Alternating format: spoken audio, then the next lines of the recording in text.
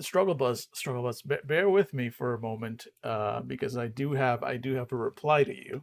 I do have a reply to you. I just need to. Here we go. Just need to switch an audio source here. Um, I believe. Hopefully, this will come through. Let me actually bump up the volume on that just a little bit. And here we go. Hopefully, this comes through.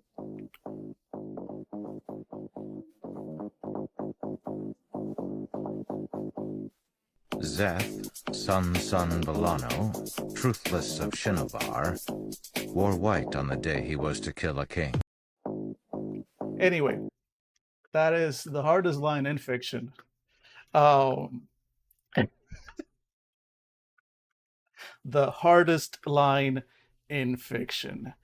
I just absolutely would. I honestly, I could listen to the entire goddamn books with with that music playing in the background.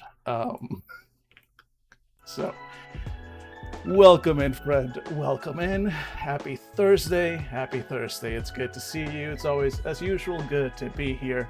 I need to find Honor is Dead, but I'll do what I can. Oh, I saw a whole video. Well, let me bring down the Spotify. It doesn't need to be there. Let me bump that back down to just a very lo-fi, low background. But yeah. A whole slideshow of just like Kaladin quotes. Someday, holy shit, someday these books are gonna get adapted. My goal in life is to live long enough to see these books get adapted. Um, hijacking my super. No, please. My only regret. Sorry, just bear with me. Hopefully, the audio will survive this. There we go. Um, my only regret is that I don't have like the Cosmere RPG to go over, because again, that Kickstarter came out just as I got laid off, and they were like, "Hey, give us hundreds of dollars," and I was like, "But I want to, but I can't, because I need to focus on the little things like food and shelter." Um, alas, that is, I believe, the theme of our show: the contrast and the constant tension between the need for food and shelter and the need for more tabletop RPGs. Honestly, it's the defining conflict of my life. You know how they say in fiction, there's man versus man, man versus nature, man versus I don't know, man versus monster or whatever, and of course, food and shelter versus more dice is the secret fifth of the great literary genre. It's specifically reading these to prepare for the RPG because my friends who have all read this shit and they were busy with other things. Fair. Um, it that's I think that's also part of the reason why I was still so close. I was like, but what if I throw money at it anyway? Because then I have a game that I can play with my friends. And then I realized I love this. I love the books too much to play it with people who would not be familiar with the books. And I love Dave and I love Jesus.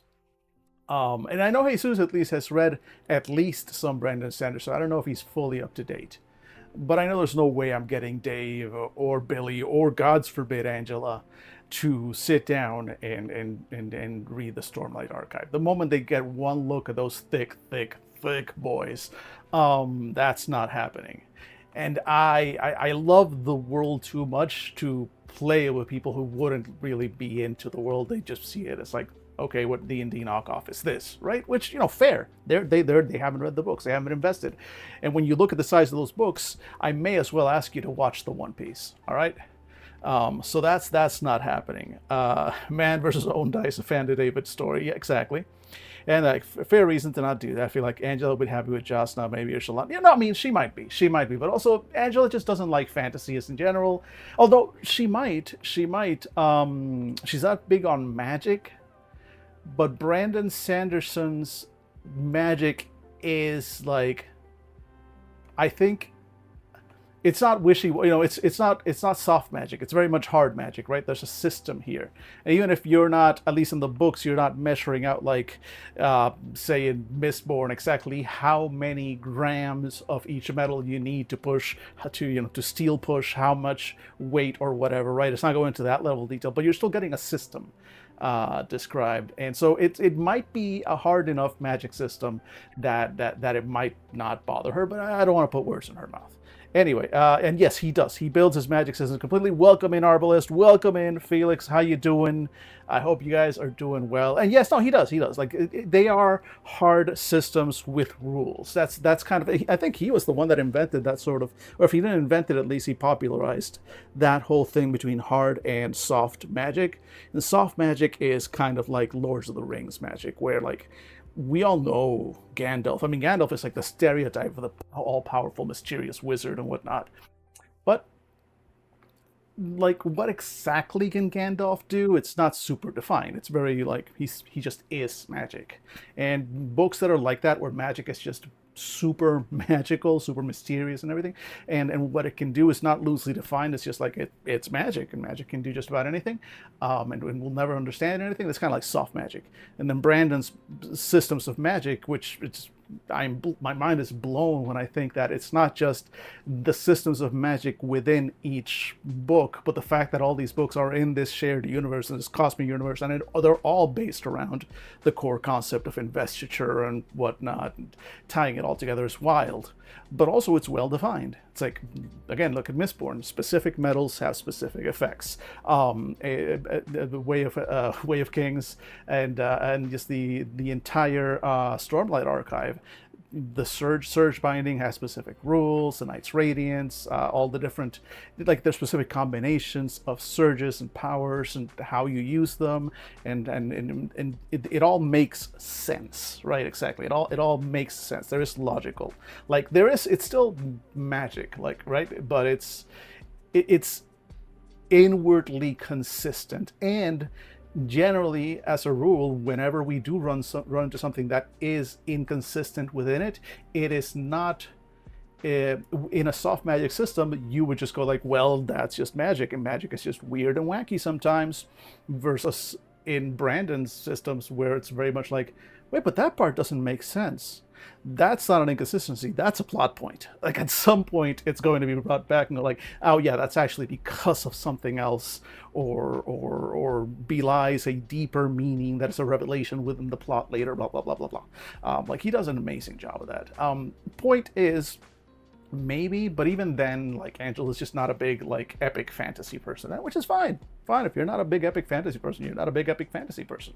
So the point is like, yeah, don't hold your breath expecting Fandible to play the Cosby RPG, because I don't think that's gonna happen.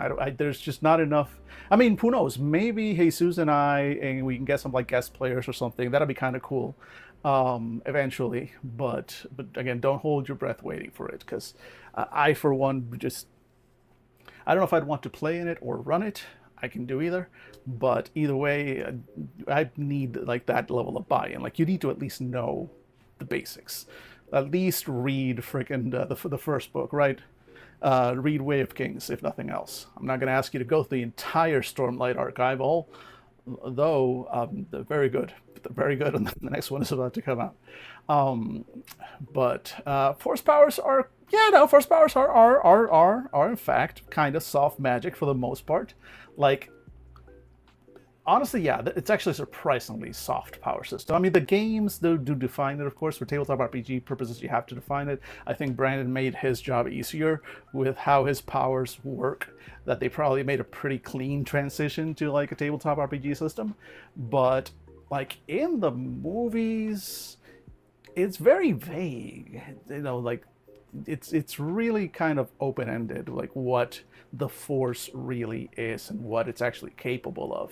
Not just the movies, but the series. Like every series, every comic, every source just does their own twist on what the force is. The force is like very much a soft magic system, or at least a magic system that is so malleable that it may as well just be a wizard did it at all times, a force user did it. Like really, whenever anything is weird or mildly unexplainable within the Star Wars universe, just stick in a force user did it, and you know you've got about even odds that that's the valid explanation, right? Yeah, there's no algebra, stoichiometry behind the force. Exactly. I mean, exactly. Like it's not really like, I mean, they tried with the whole midichlorians thing, so you could probably like be able to do some kind of like his midichlorian levels are over 9,000, so you could have some level of power scaling, or whatever. But thank goodness everybody hated that. And like even within the various sources, right? Like Darth Vader, Darth Vader's power goes from anywhere from like the stuff he does in the original trilogy, which is very impressive, to like the stuff that's in some of the books and comics where he is nigh godlike, right? So like it really just goes on vibes. It really, the force really is a very soft magic, and again, that's not necessarily a bad thing. One of like Lord of the Rings, one of the greatest works of fiction and fantasy of all time. The definition, the core example of soft magic. So it's not a quality thing. It is qualitative, but it does not deny quality. So anyway, you know what isn't soft magic, or in fact soft cover? It is the book, the Exalted Essence book, which I've got because we actually look. I put a button for it this time. We were making a character yesterday, folks. We were making a character yesterday for Exalted Essence, and look, I've got where's my PDF? It's up here somewhere. Here we go. See, we've got a PDF. We got a character. We started making Robert. Call him Bob. Robert is his father's name. Robert A. Bissell, an Abyssal Moonshadow cast, whose concept is an evil blue mage from Final Fantasy. I wanted to make somebody whose the bulk of their powers were taken from new record, 60 minutes to stream the actual content. I don't know. I think we've gone longer. I mean, we'll see. But you know what? I should. Okay, let's write that down. Give me a second. Not with new record, like 30 seconds from beginning from content to sidetrack. Let me add a note here because I actually create command, and I'm gonna call it content counter, right? And that way we can track this.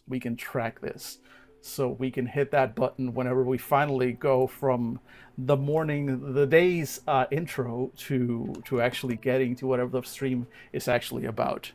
There we go. Time to content. Yeah, TTC. There we go. Time to content. TTC.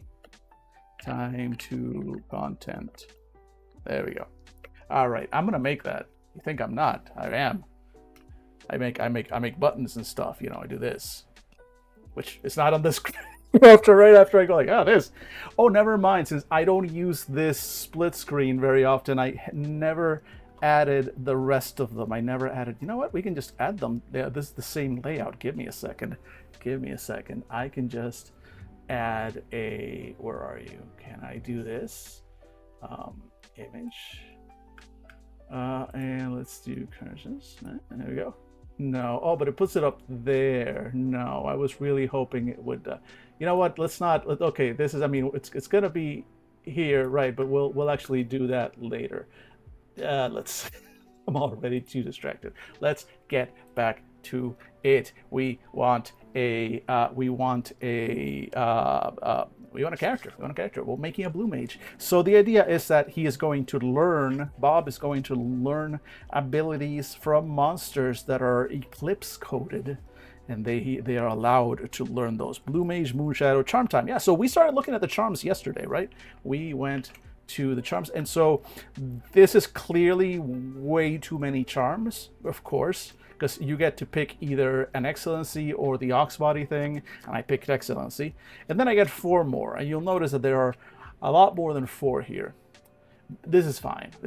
We are just putting them down so we don't forget about them, and then we're gonna narrow them down. Honestly, I'm thinking out of all of this is great. All of this is great. I like the bureau breaking method. This one has stuff. Necromantic initiation is probably a really good idea. Ghost Emperor Edict, I think, was also really good. Oh no, with this one, Life Mocking Assembly, I think, was the one that let you like summon skellies. So if nothing else, like at least the one that lets me summon skellies is sticking. And we might stick with necromantic initiation so we can buy necromantic powers, and then all this other stuff is cool, it might go away, because I need to leave room. I want to pick up at, if I'm going to play a blue mage, I have to at least pick one ability from a monster, right, to start with. I mean, you can have them lined up for later levels tiers. Oh yeah, exactly. Like, this is just stuff I like. So right now it's just, all right, toss everything in the pot, get all the things you like, and then we start going, all right, now what can we actually start with? How much can we actually get away with? I did at least not add the ones that had prerequisites that I did not qualify for. But let's see here. So I think, yeah, with Life Mocking Assembly. Let's find Life Mocking Assembly. That's where we kind of left off here. I did like that the charms are tied to sort of the skill that they are with. Like, that's how they're listed. I mean, besides just a description of like where we already went through the abyssal charms, so this is great. We were alchemical, abyssal charms are right here. Yeah, we saw all of these. Life Mocking Assembly. Okay, so we did that. So I think now, yes, we had the all this is the alchemical. This is where the here we go. This is where the abyssal stuff was, right?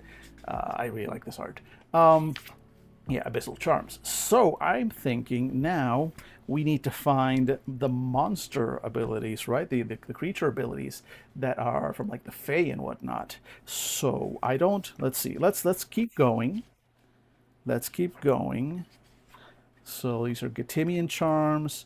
Because I'm wondering, I don't think they did this. Would be lovely if they did, but I don't think they did. Actually, wait. We have an index, right? We have a table of contents. Let's see, before I spend too much time searching. So we have charms. What are charms? So like universal charms. So that's all of this. Then we've got abyssal charms, alchemical, dragon-blooded, Gatimian, infernal, liminal, lunar, sidereal, solar. Straw Maiden Janist has her own little couple pages of charms, which is wild. Martial arts charms, which I'm not going to focus on because I'm not playing a martial artist. And sorcery and necromancy. Okay, that's going to matter. That's going to matter. But does not appear to be there's no place where you can see like, okay, so what are the ones that like Eclipse can use? Sounds like summoning, though. There's a Patreon summoning. What's summoning about? Let me check that. Is that its own thing?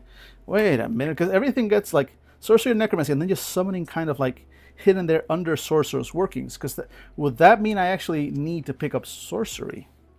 What page is this? 313. Let's see. Oh, by the way, shout out to star commenter from yesterday, Victor, who apparently saw the video where I replied to him live to his. So now I'm just doing the same thing. Now I'm just replying back on this video to his comment on yesterday's video. And yeah, no, we are I think on the same page. Honestly. Thanks for commenting again. Lovely to have you on the videos, and yeah, stick around. I'd love to get any comments that you may have on the bullshit that I'm doing here with this character. Like how terrible, how unplayable a character am I making? Please let me know. Okay, so it sounds like I'm just going to have to look at the okay, wait, 313, right? That was what we were looking for before. Let's see, 313. If I remember correctly, sorcery is open to all chosen, but certain types have higher levels. Solars and abyssals can hit tier 3. Oh yeah, so abyssals are going to be just like solars. Dragon Bloods can only hit tier 1. Other abyssals are tier 2. Okay, cool. But Okay, so here we go. Spells. Boop, boop, boop. Yeah, so that's martial arts, sidereal styles, sorcery, and necromancy. So you've got your sorcerer's initiation, your necromantic initiation, shaping rituals, da. Interesting. Who can learn what? Bargain with Mara. Okay, so this is like how you got your magic or sorcery. Following examples of necromantic shaping rituals. Okay, so just gives you some example rituals. So I would have to like craft spells and whatnot. Okay, but we got some universal spells. First circle spells, death of obsidian butterflies, blah blah blah blah. Violent opening of closed portals. No, that's literally just open. Sorcery spells, second circle spells, sorcery spells, purification is sorcery. Okay, necromancy spells. Here we go. Door of the Dead, 5 gifts, raise the skeletal horde. So that's a big one. Spend 4 will. I need to figure out what that is. But what's this summoning? Sorcerer's workings. Summoning. Sorcerers have the right and the means to conjure powerful servants and allies. Binding them to service or to a task, when bound to service, the character becomes a secondary or primary ally to the sorcerer, obeying their commands to spirit and letter in good faith for up to a year and a day or until the end of the story, whichever happens first. When bound to a task, the sorcerer names a specific job to be completed, yada yada yada. Okay, so it works with either one. So it's a venture requiring many hours of work around a binding circle. Elementals can be summoned at any time, but summoning rituals for ghosts and for circle demons can only be done at night. Okay. So here's what I'm thinking. I'm thinking I'll take necromantic initiation and then pick a couple of first circle spells right from necromantic initiation, like maybe Door to the Dead sounds good. Or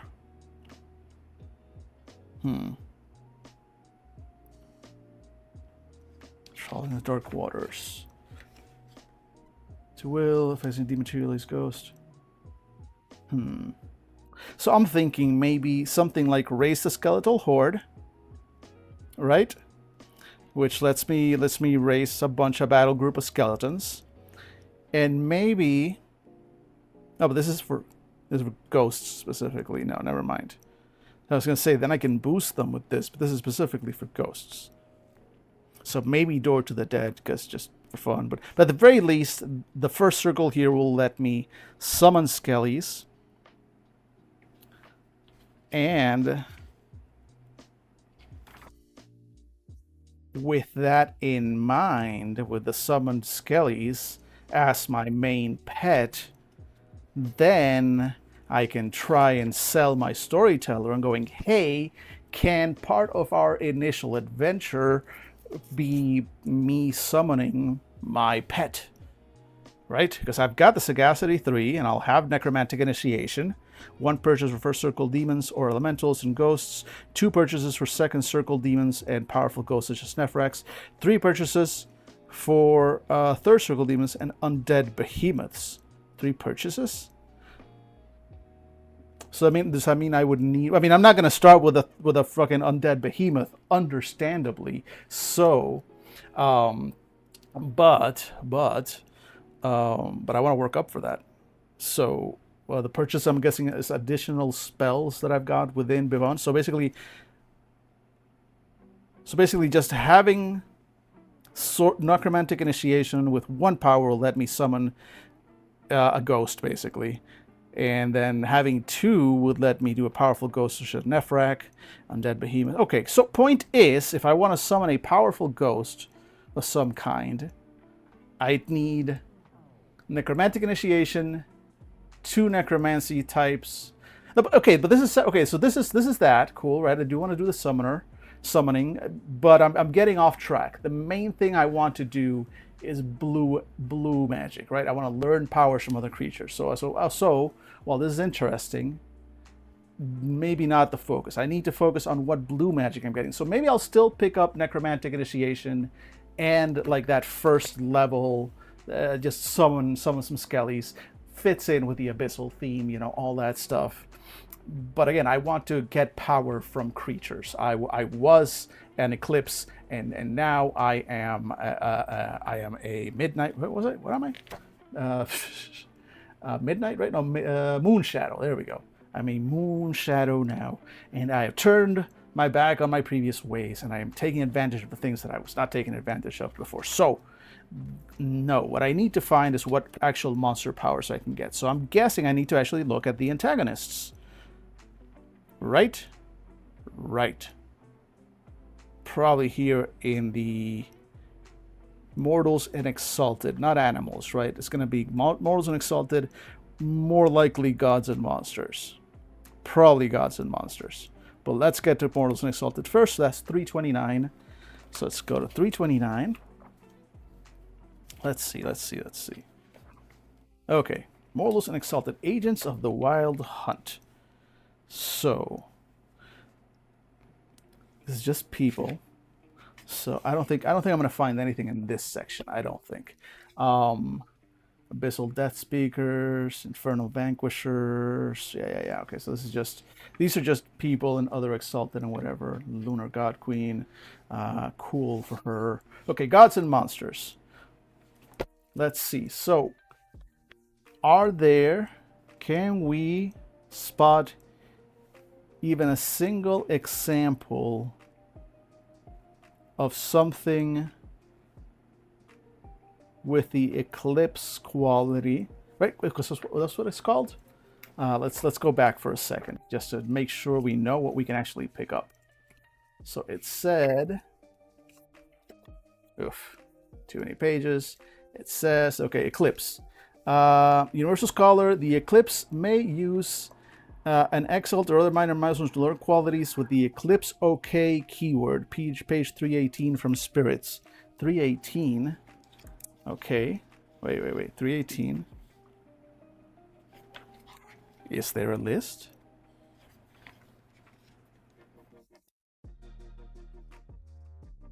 Social qualities? No. Spirit qualities? No.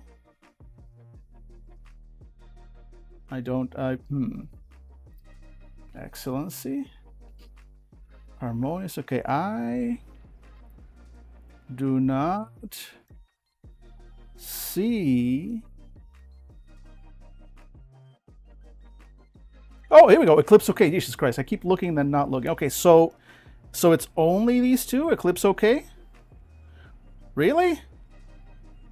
How have I been wasting my time? I think it's only these two. Domain's Beneficence and Domain's Curse. Eclipse okay.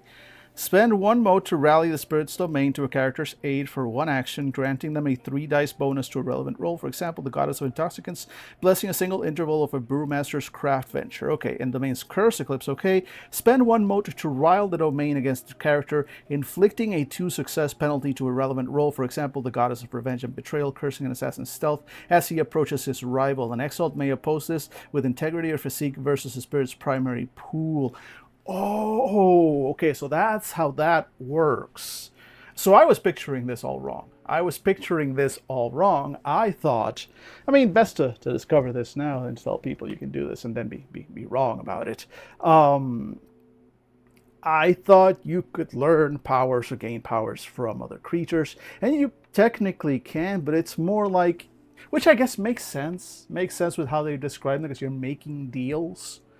So you make a deal with the creatures from a specific domain, like the Goddess of Intoxicants or the Goddess of Revenge and Betrayal or whatever, and you learn their beneficence or their curse, which does this to rolls within that domain or does this to rolls within that domain. Cool. Still cool. I get it. I'm gonna have to give it a slight think,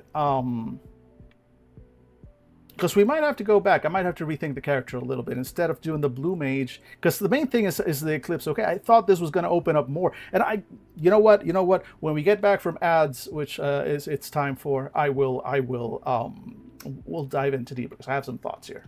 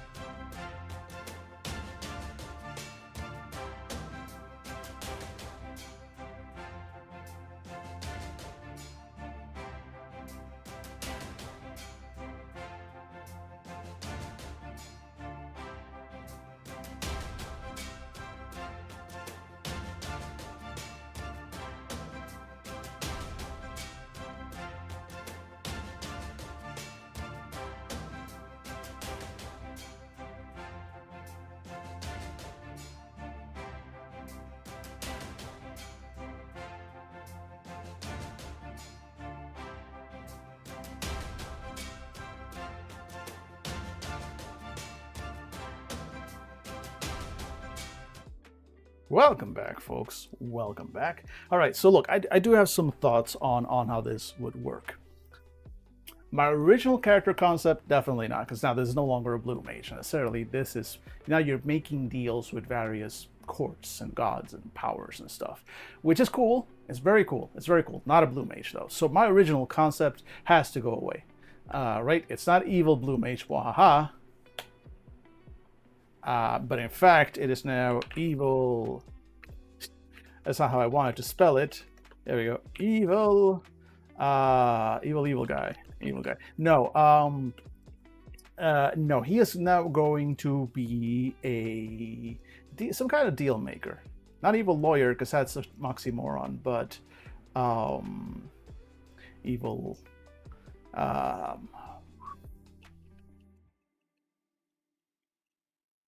Let's just say deal maker for now. I guess we'll figure something else later. But the point is, okay, if we're going to follow, so here's the thing. I'm going to make the character anyway like this because we've gotten this far. I'm not going to start over, right? But now our concept is definitely different. And my thought on this is, because I thought this was going to open the door to a lot more, because it's such a crucial sort of aspect to the eclipse, the moon shadow, and whichever one the infernal one was. Now I need to look it up. I'm gonna feel bad, and I don't mean to talk shit about the infernals. I like the infernals. Come on, liminal, exalted, the exigent. No, okay. So infernal right behind it. Penumbra. Yes, the penumbra. I should have known. So yeah, Moonshadow, Penumbra, and an Eclipse. Like, this is such a core thing. They all have that core. May learn Eclipse keyword charms or abilities from spirits, fair folk, and other supernatural beings. Is there more? Like, Eclipse okay, Eclipse okay. The first reference just led us to this page. Ghost, Demon, Elemental, Nine Terror. We're just gonna scan real quick. Aha! Okay, wait. Never mind. Jesus Christ, Dan. Oh, right, wait, that's not on this screen. God damn it, I'm hitting the button and it's making nothing. This is the worst screen to do the reactions with. Power Broker. That's a good one. Give me a second. I need to switch over to this just so I can do this. Because there they are. Look, there's another Eclipse okay clear, Eclipse okay here. So you know what? We're actually going to stay on this screen for a little bit because I need to. We'll get back to the character screen, but now we need to actually look at these. Okay, never mind. I may still have the ability. There's other Eclipse okay. Okay. Never mind. You know what? Blue Mage is back on the menu, boys. Well, where'd my PDF go? Here we go. Evil. You know what? We can come up. Power Broker Blue Mage. Okay, never mind. Because let's go back here. We now have more things. Okay, so these two. When I thought it was just these two, this is a cool idea. Right, because you're getting let me just reel back. Yeah, I don't think we're going to see anything before this page that's like that. Okay, cool. These two are cool from a story point, right? Because you have to like make a deal, do the power broker thing, right, with the court of some god or godling or the fae or whatever, and you gain access to basically granting boons or granting curses towards actions related to the domain. Cool concept. The fact that it is so crucial, that's where I was about to start complaining, was like, okay, but what if my campaign is not really going to involve a lot of these supernatural courts, but you know, like, either I invalidate one of the main things that this type of character can do, or now I have to include things that weren't there before, because I don't want to invalidate, you know, I want to let my players have the choices they want to have, unless I wanted to from the beginning go like, hey guys, I'm sorry, this adventure is going to take place entirely within like a giant dungeon. You will not have time or chances to meet the Fae or whatever for this smaller campaign. So don't bother playing a Moonshadow or Eclipse because you're not going to have chances to make any deals with any godly courts or anything. Unless you can sell me on deals that you made coming in, right? But otherwise, it's like, unless you and the GM are on the same page and you're going to be presented regularly with opportunities to make deals with supernatural courts to potentially gain these abilities, like there might be a little lacking. But then we saw, wait, there's others. So now that we know that those two, let's look at the others. So those are spirit qualities. Cool. Outnumber qualities? No. Supernatural qualities. Aha. These qualities are typically possessed by spirits, behemoths, fair folk, or god-blooded. So an awe-inspiring mien is one of the ones we can have. Commit one mote. The character surrounds themselves in fearsome illusions for the scene. Targets who can perceive this character have a 1-die penalty to all combat rolls. Okay, that's cool. I like that. The next one is Curse of the Dead. Oh, that looks useful. Commit one mote and make a threatening dissuade or persuade action roll against a target with a medium range. Success inflicts a dramatic injury representing paranoia and sleeplessness from nightmares. This curse lasts until broken or until the ghost ends commitment. An occultist may break this curse with difficulty 3 abjuring ritual at dawn using force plus sagacity. Okay, I like that one. I might not pick it for starting off, but that's definitely on my list to get. Then we go down to Lethal Ground. When targeted by a decisive attack, spend one mote on step 8 to cause an attacker to suffer 1 health level of damage for every 1 they roll on damage. Very cool. Very cool. Not particularly fitting for my character, but cool. Here we go. Virtue Poison. Spend 2 motes on step 1 to supplement either a decisive attack or social influence action, suffusing the character's weapon or words with a poison that erodes personality. Virtue Poison weakens the target's virtues with an interval of 1 day, a duration of 3 days, and a difficulty 5. Okay, those sound like familiar sort of poison power levels from other games, so I get what they're going for there. There's probably a description somewhere else on exactly how poisons work. Its first weakness, a minor virtue, then a major success. So this is basically a poison thing, which cool, but again, maybe not something I'll take at first level. Anything else? That's it? Oh, never mind. Really? That's all we get? Okay, so I was sincerely hoping for more. Okay, so with the only variation we've got something that lets you basically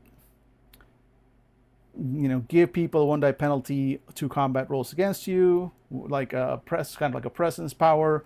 We've got a way to give somebody a curse and emotional damage. Dramatic injury represents paranoia and whatnot. So emotional damage.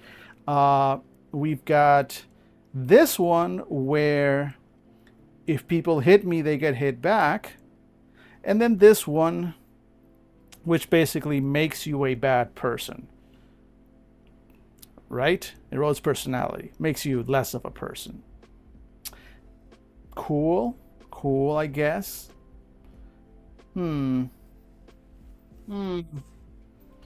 But like,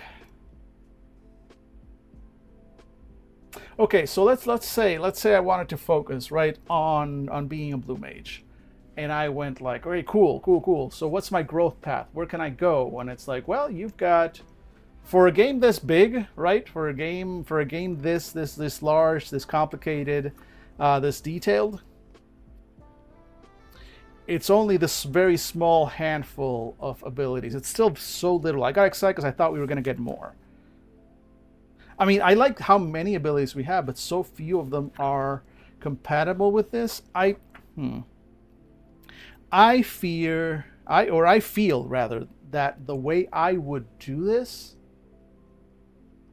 I would want to go through this myself, right? I would want to go over these powers as the GM, and surely there might be some that I might nix entirely and go like, no, this one's definitely not available. But like,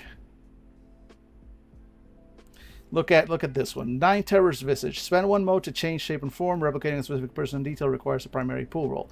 That sounds like a cool power to learn from a monster. Um, why not? Right? Like, I don't know. I feel like I would want. I'm already homebrewing this goddamn thing. I want a system for this. I want uh, a like how exactly do I learn any of these abilities? For I want a blue mage. All right, I insist on making a blue mage. Because here's the thing: if it was I was actually okay with it when I thought it was just these two, the domain's beneficence and domain's curse. Because I thought, okay, these are God things.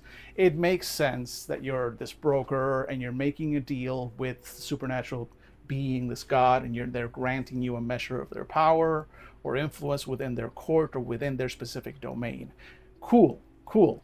But the fact that there are others, that there are like sort of supernatural qualities that you can learn from spirits, fair folk, behemoths, or whatever, with no real explanation as to why. Like, do you have to eat their flesh? Do you just watch them and then copy them? Or is this like a deal situation? But that it's so few, and there's no real, there's nothing about the Eclipse OK ones specifically that tells me why these are Eclipse OK and others aren't. I guess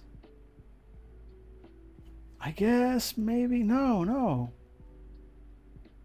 I mean, they do tend to be more sort of ethereal, kind of. It's like they're more like curses, except for this one with lethal ground is specifically like, no, the ground around me is attacking you. But almost everything else is like, like emotional damage, intimidation, emotional damage again. Like maybe. But I don't know. I feel like if you're going to give me the ability to learn things from monsters, let me learn things from monster. All right? Like, okay, maybe I won't let you learn immortality. Okay, the immortal ones are gone. But, like, most of these supernatural ones, I think it would be kind of cool to let you pick up. God Monster Body. Commit 2 modes, gain an additional form of movement to avoid difficult terrain, destroy mundane weapons, successfully hit them, and deal 1 health level of damage when attacked with a natural weapon. Enemies must treat them as 1 range band further away when attacking at range or move closer. Like, that's wild. That's wild. Sure. Learn it. You're gonna have to, like, kill and eat, like, one of these, a monster that has this, but sure, let's go. Like, I don't know. That's my personal house rule. But with that in mind, we go back to the character then. Do we keep Bob Abyssal as a potential blue mage, right? Because he's still a powerful sorcerer. But within the Abyssals, are the Moon Shadows the most sorcerous of them all? Or if we're just going to go Necromancer instead, if we're going to go, you know what, now forget about blue mage, the way this game does it, we're not gonna, I'm not gonna be able to convince. Hey, Phoenix, welcome in, friend. Welcome in, buddy. Let's say I can't convince my GM. I can't convince my GM to, use my home-brewed system that will let me potentially learn the God monster body skill from a creature. And the GM says, Dan, stop being a power gamer. Stop that. Rude. To which I would say, okay, accurate, right? And then I go back to the drawing board. I go, all right, so instead, I still want to play a pet class, right? If I can't play a blue mage, I want to play a pet class. So I want to summon skellies. So now we're refocusing. Now we're going to be a necromancer. So that's what we're going to be. We're going to be necromancers. You still want the edgy abyssal? I think you're looking at Dawnbreak cast. Yeah, no, let's stay abyssal. Let's stay abyssal. But let's do that. So let's first evil. Not even. Let's just say Necro Daddy. There we go. So hey, Sour Sublimes, welcome in, friend. Welcome in, hanging out. We're making a character. Hey, I know. This time I know. Okay, come on. Last time I was like, I know that username. I know who this is. No worries. Welcome in, friend. So let's see here. Let's go back. So we're gonna make a Necro Daddy. Here we go. Abyssal Exalted. So it is. So Moonshadow is what we had. But now we're actually just going to go ahead and straight up play a Necromancer. While I am still tempted to stay Moonshadow because of this, while negotiating with spirits, rocks, or ghosts, the Moonshadow and her allies must be given safety and human or ghostly hospitality, esteemed guests, and everything. Again, if, and this is where session 0 comes in, right? You talk to your GM. So let's say I talk to my GM and I go, GM, is this campaign going to involve us visiting various courts of the Fae and the gods and the ghosts and everything, right? And you heard Necromancer showed up. Well, here we go. We're making a Necromancer here in Exalted Essence. I was trying to make a Blue Mage, but it didn't work out because the system does not actually support making a Blue Mage. It made me think you could do that, but it lied. It lied. So if and look, and this one lets you spend 5 anima to open a portal to the underworld within medium range, leads to either a safe location over which the Moonshadow has authority, such as a man's or her Death Lord's realm, or to an interesting location of the storyteller's choice, yada, yada, yada. So there's lots of good, like, the Abyssals are necromancers just as a rule. So if the GM tells me, oh yeah, this is a big political supernatural politics game, then I'll go, okay, cool, I'm sticking with Moonshadow because that esteemed guest protection will probably come in handy. But if the GM says, no, you fool, you pathetic worm, how dare you, stop talking to me, then I know that I am probably on the wrong game. But also, at that point, it's like, all right, so Daybreak, let me see, is it Daybreak says, Daybreak are geniuses who pursue discovery at any cost. Daybreaks are surgeons, necromancers, explorers, and scholars of forbidden lore. Their anima banners are stately gray shot through with purple and dark green. At the end of each session, Daybreak casts gain an exiled milestone if they use their knowledge to provoke conflict with or undermine a significant foe. Okay, so Dark Inspiration, make a second roll in a craft or sagacity venture. All right, so studying, add the Daybreak's essence and automatic success to craft and sagacity. So I don't have any craft. I'm looking at my stats. Gruesome Epiphany, when her anima reaches iconic, intuits, reveals her causes of vital weakness. Okay, so Daybreak are nerds, really. They're more researchers than straight up like necromancers. I might stick with Moonshadow after all. Walking in Daylight, you can dampen, Grim Call, automatic system, athletics, and stealth. Okay, now those are the spy ones, and then these are the fighters, and these are the priests. Do we care about the priests? Nah. I might just stick with Moonshadow after all. I think I might stick with Moonshadow. It will let me learn Eclipse keyword charms from Coalition Spirit or Fairfolk and stuff. Even if my GM isn't doing that, it at least opens up. I mean, I'm still just picking necromancy. And then there's stuff that just makes sense. So if I get to iconic, I can open portals to the underworld. And if we run to powerful undead, I can still do stuff. And is there really anything from here then? Okay, back here. So is there anything from Eclipse okay that we would still want to pick up as a necromancer now? But since we're still Moonshadow, we still have access to this, right? So maybe we still pick up Curse of the Dead, because we're sending a ghost after somebody, and just that person is now haunted. They're cursed with a ghost, and it sucks for them for a while. Is this going to help me in the middle of a fight? No. Is it going to let me really piss off some NPC? Yes. So I might just take that. So let's kind of write it down. Let's go to the board, go to the character sheet here, and go like, okay, so we're gonna call this one Curse of the Dead.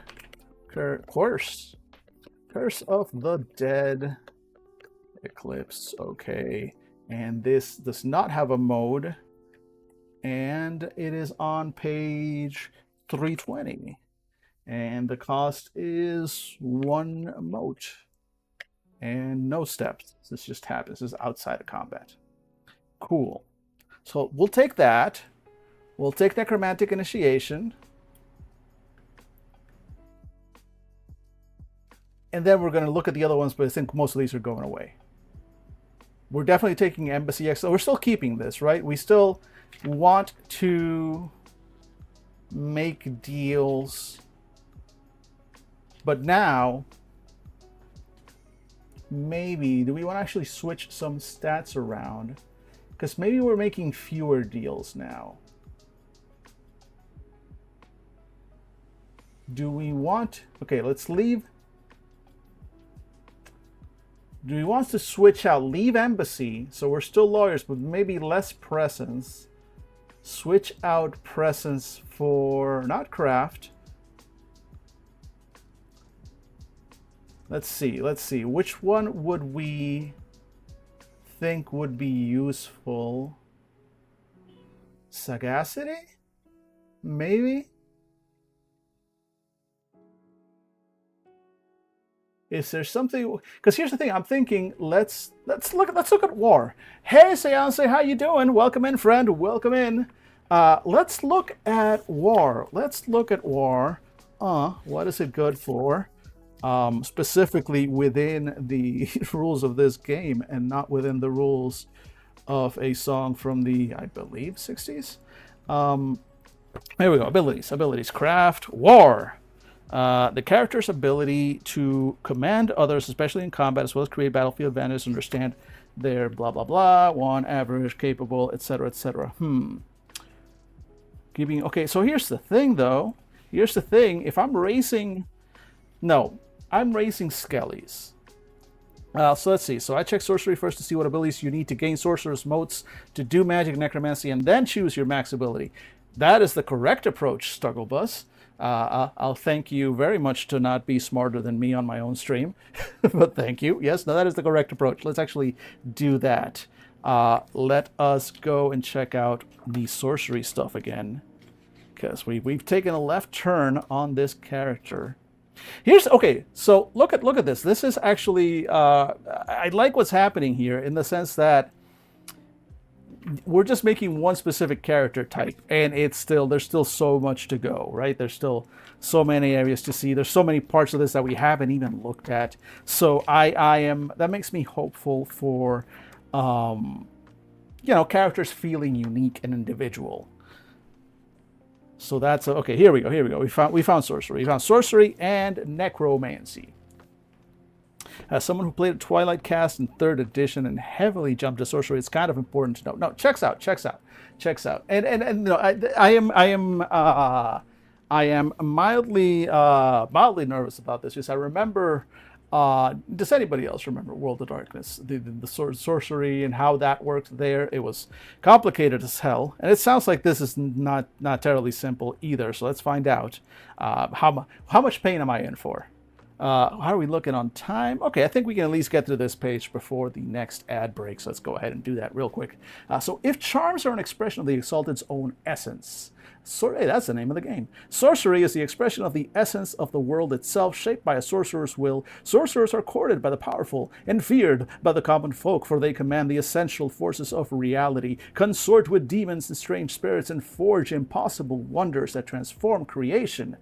Sorcerers codify these expressions into spells, but also work great feats and projects called sorcerer's workings. I remember the mage version of casting a spell. That isn't that bad. Okay, no, I mean, the mage version of casting a spell is literally, oh, you want to cast Fireball? Sure. Defend your thesis as to why you should be able to cast Fireball. And if you don't do a good job, I will banish you to the Shadow Realm. And also your Fireball will still go off and kill all your friends. Mage is great. I love Mage. Sorcerers are not commonplace across creation. Rare are those who possess the necessary understanding of essence to master the secrets of sorcery, and of them few are willing to make the sacrifices required to initiate into the art. The Exalted are perhaps the foremost practitioners of sorcery, but gods, powerful entities, demons, and talented mortals are capable of wielding sorcerous miracles, though the process necessary to gain an understanding of essence always results in that mortal becoming something more than purely human. Across the land, sorcerers academies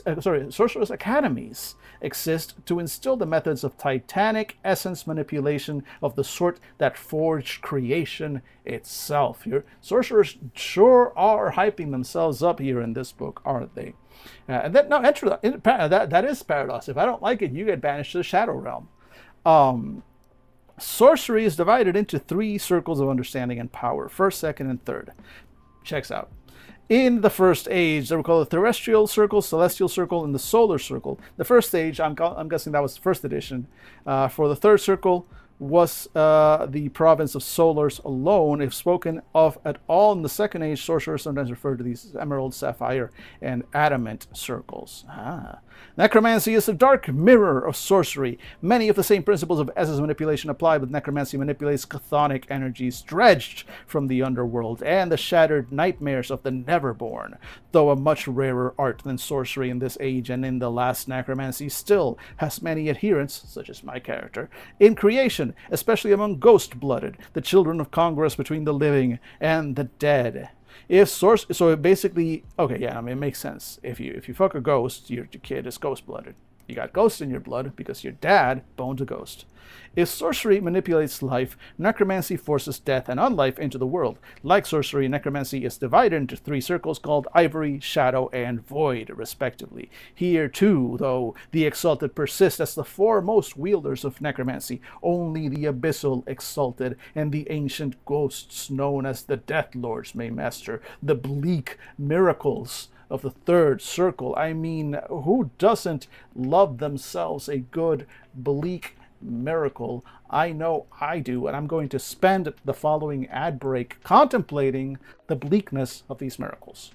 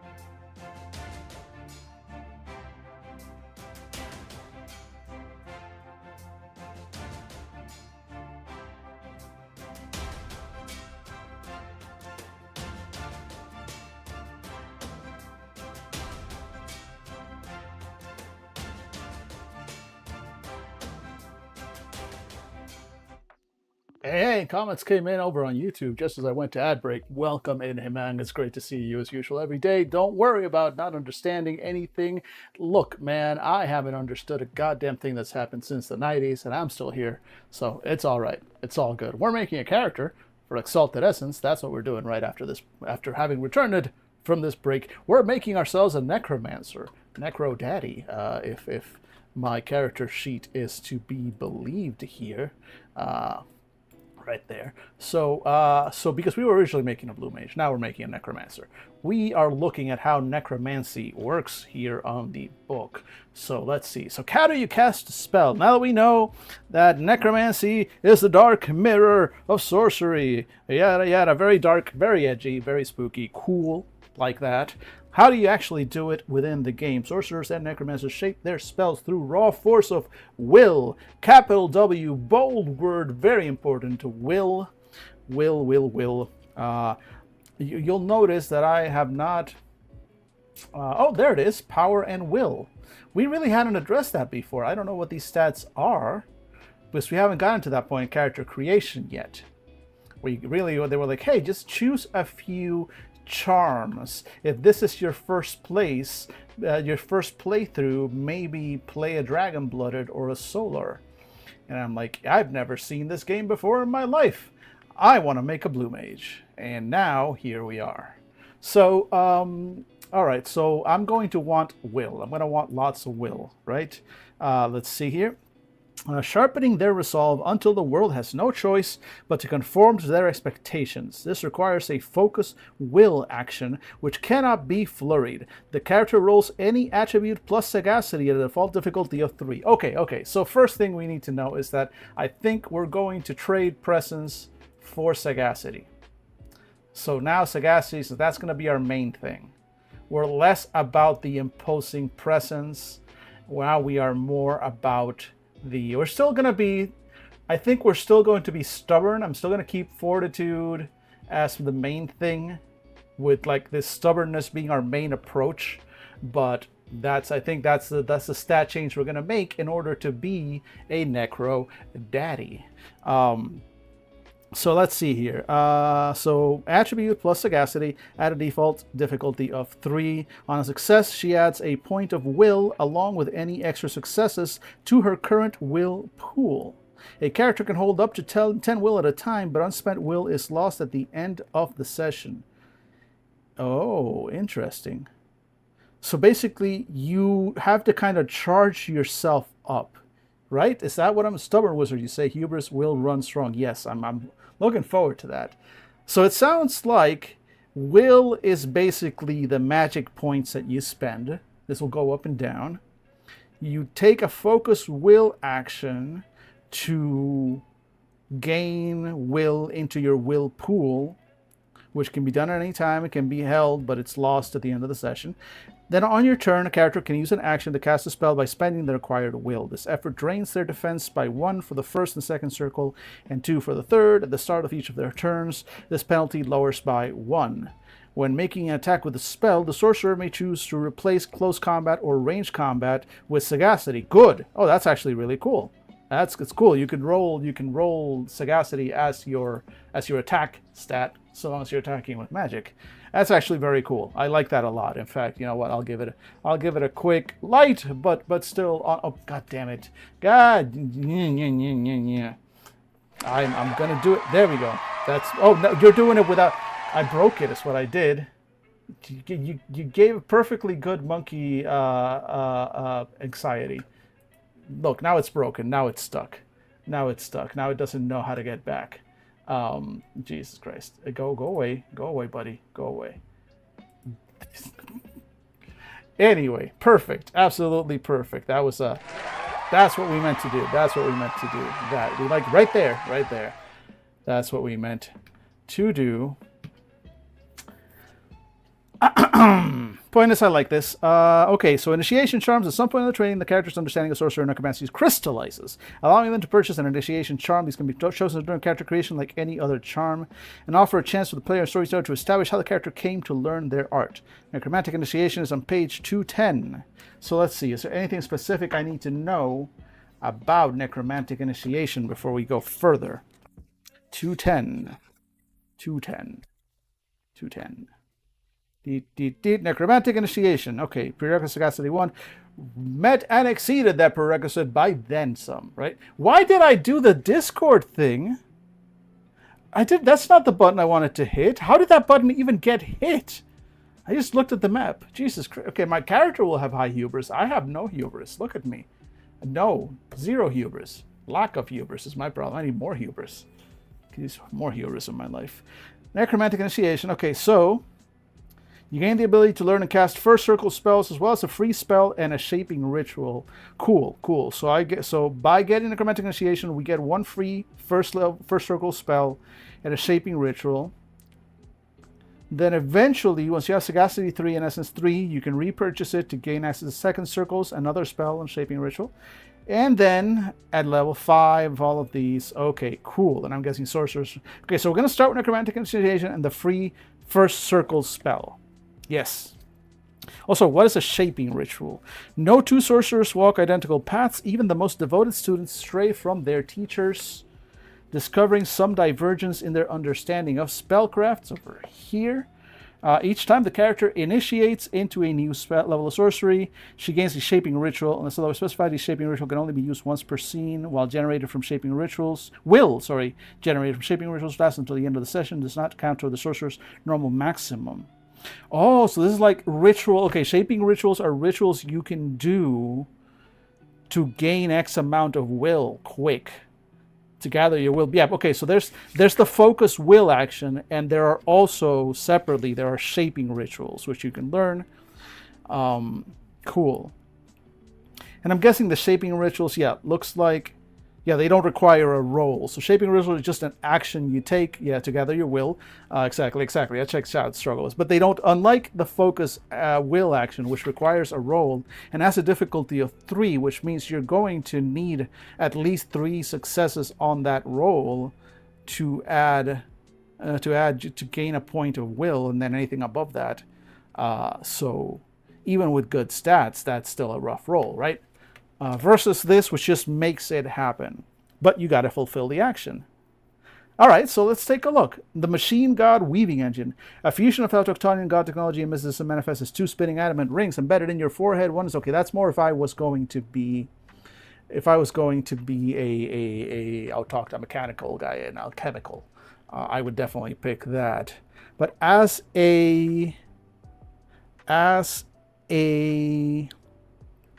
necromantic shaping rituals. Here we go.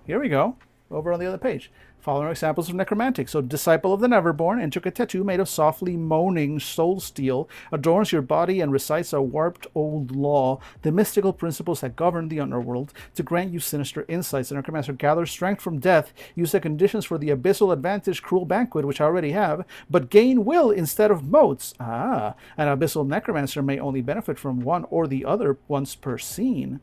That's not a bad one. Is that basically whenever people die, right? It's, I believe, Cruel Banquet, page 64. I love that.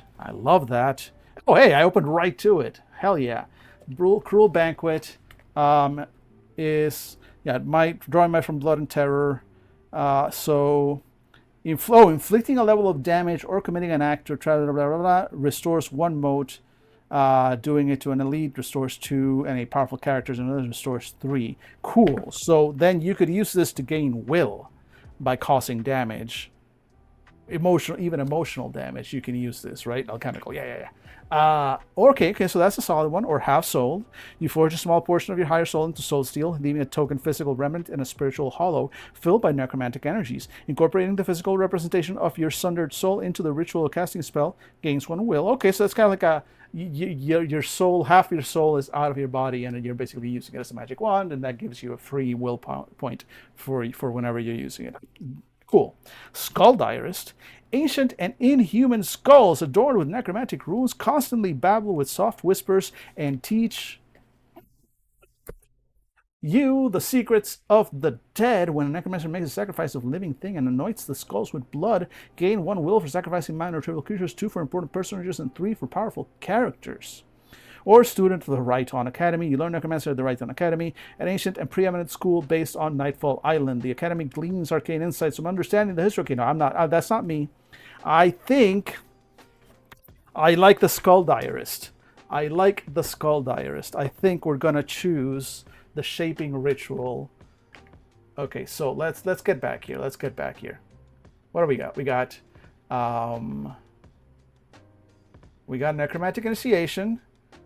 And under necromantic initiation, we're gonna do skull actually, we're just gonna add this here. Skull no, not diarist. Okay, and that's going to be, it doesn't have modes. That's success necromancy, so necro. That is page 301. And no, there's no cost. Sorry, Skull Diarist. Let's mark this as our what's this called again? Shaping, right? Shaping ritual. And yeah, kind of skip these because it doesn't apply to that. So we got that shaping ritual. We get 1 first level necromantic spell for free, which is definitely going to be the Raise the Skeletal Horde, right? Spend 4 will. Okay, so I need to gather 4 will. Every corpse, human, animal, or otherwise within medium range without enormous or legendary size animates as a mindless dead. They count as a battle group with an equivalent Command rating appropriate to the summoner's essence +1. Okay, though the group may be smaller in areas that have few corpses at the storyteller's discretion. The battle group has poor drill, but is mindless. The Walking Dead burst forth from the topsoil graves or simply lurch to their feet in an action. They crumble to dust at the end of the scene if the spell is cast in daylight, or until the end of the session if cast at night. Dope. A second purchase of the spell with second circle necromancy grants an enhanced spellcaster Arisen Dead Legion, which costs 7 wills, improves drill to regular, and summons undead from a vast distance, making the availability of corpses a non-issue. I definitely want that whenever I get enough to do that, but we're going to go ahead and go raise the skeletal horde, necro spell, first circle, necro, and then that is on page 307, and that is cost is 4W, 4 will, and no steps. That's just it. Okay, cool. So we're doing that. We're keeping so maybe not Embassy Excellency. Instead, maybe we want to do Sagacity Excellently. Fuck it, why not? Let's be real smart. Yeah, fuck it, let's go for it. Sagacity Excellency. And then we don't really need Bureau Breaking Method, no longer, because that's not our deal anymore. We don't care, right? So let's delete those. Second Chance Approach. No, all of these were for that blue mage that I thought was going to be making more deals. We ain't making shit deals. We're summoning the dead. We're being necromancers. So forget about this. Necromantic Initiation stays. Corpse Questioning Technique probably stays. Ghost Emperor Edict. Let's see what that one did. That was on page 220. 220. What did Ghost Emperor Edict do? So, folks, to be fair, I made things difficult on myself by Ghost Emperor Edict is down here. So here we go. And Gar's Embassy 3, which I technically think still have. Commit 1 mode, undertake a venture to alter the mystical laws of the underworld that particular group must obey. No, yeah, that's no longer really necessary for me. But Corpse Questioning Technique, I think, will stay. Reverent Mortuary Witness on 221. Reverent Mortuary Witness. Commit 1 mode with President and Worshipper prays to her. There's something visit them. No, I don't think that one's also not really necessary. It was cool. I actually don't remember why I wrote that one down. Okay, Life Mocking Assembly, though, 223. Here we go. Sagacity 3 or War 3. Spend 1 mode, roll Sagacity or War. For every extra success, the Abyssal may raise a battle group of Walking Dead up to the maximum courses available. If raising a single corpse, this happens without a roll. Failure, always raise a size 0 battle group with 4. Drill. Okay.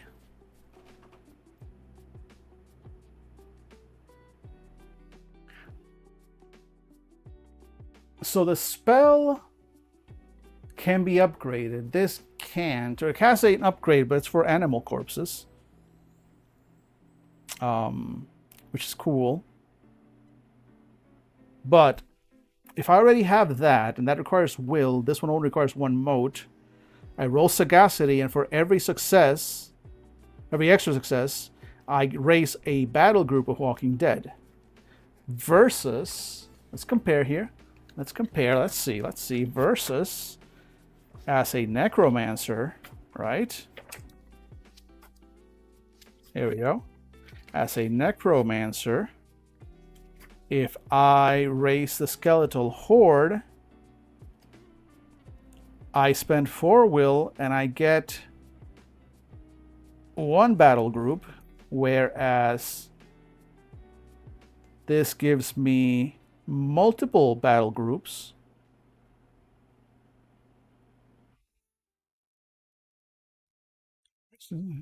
Walking Dead. Of course, available station. Battle when killing command rating of brothers and summoners essence. The group may be smaller in areas. The battle group has poor drill, but it's mindless. Page 339.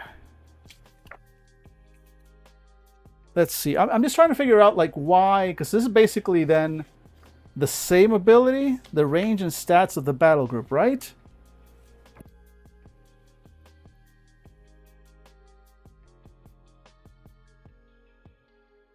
Let's see, page 339. Because otherwise, why am I picking that up, right? If the moat version is better. Okay, so 339, we're Walking Dead. Mindless. So it's the same thing, Walking Dead, Mindless. They're basically the same power.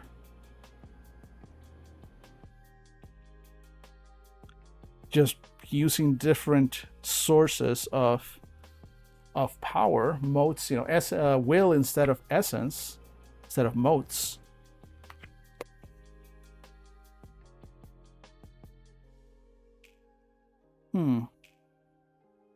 Interesting.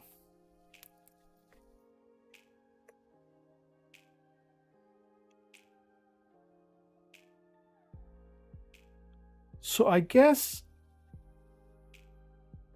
honestly, like, this feels more powerful. Life Mocking Assembly just feels more powerful. Drill set defines the battle group's potency affected. The problem with the Sagacity version is that it's not, I guess by default it's 339, it's just this. And they have Mindless. They have, they don't have a drill stat, right?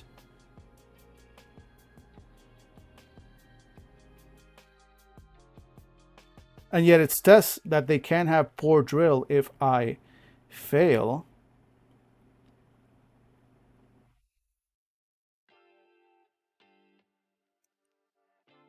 This may raise the battle group of the maximum course available.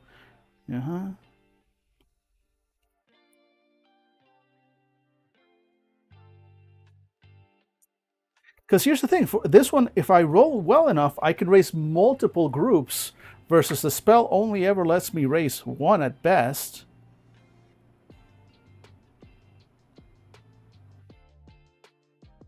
But I guess the raise a skeletal horde, as my essence goes up, will let me have sort of better command rating.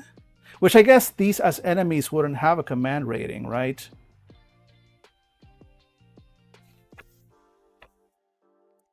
It's also the whole Mindless thing. But it's Mindless. Yeah, poor bro. Okay, so Mindless means page 317. Back and forth, Jesus Christ. 321. Okay, let's see what Mindless does to drill. Mindless. Characters with this quality have no recent fear or ability to make rational decisions. They are not valid targets for social actions, and battle groups made of them have special rules. Cool. So, I mean, it sounds like the drill thing is different for them because they are mindless, except these...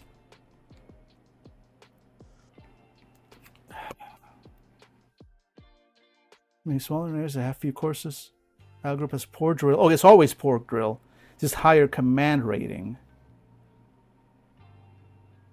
So it's not the drill that we're working on here. It's the command rating. Do both require corpses, or does one version just make the skeletons power or nothing? So the enhanced version of Raise the Skeleton Cord summons them from afar. The Life Mocking Assembly is up to the maximum of corpses available. So both require corpses nearby. Yeah, both require corpses, and Raise the Skeletal Horde can be upgraded to not require corpses nearby.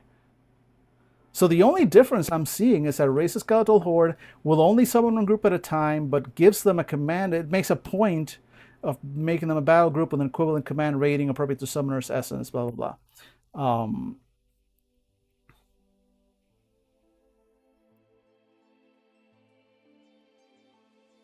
This one says nothing about command. In fact,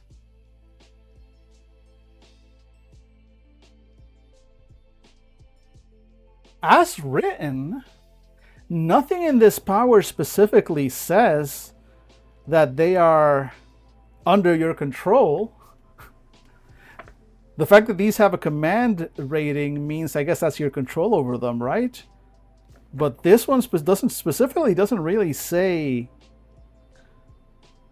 outright say.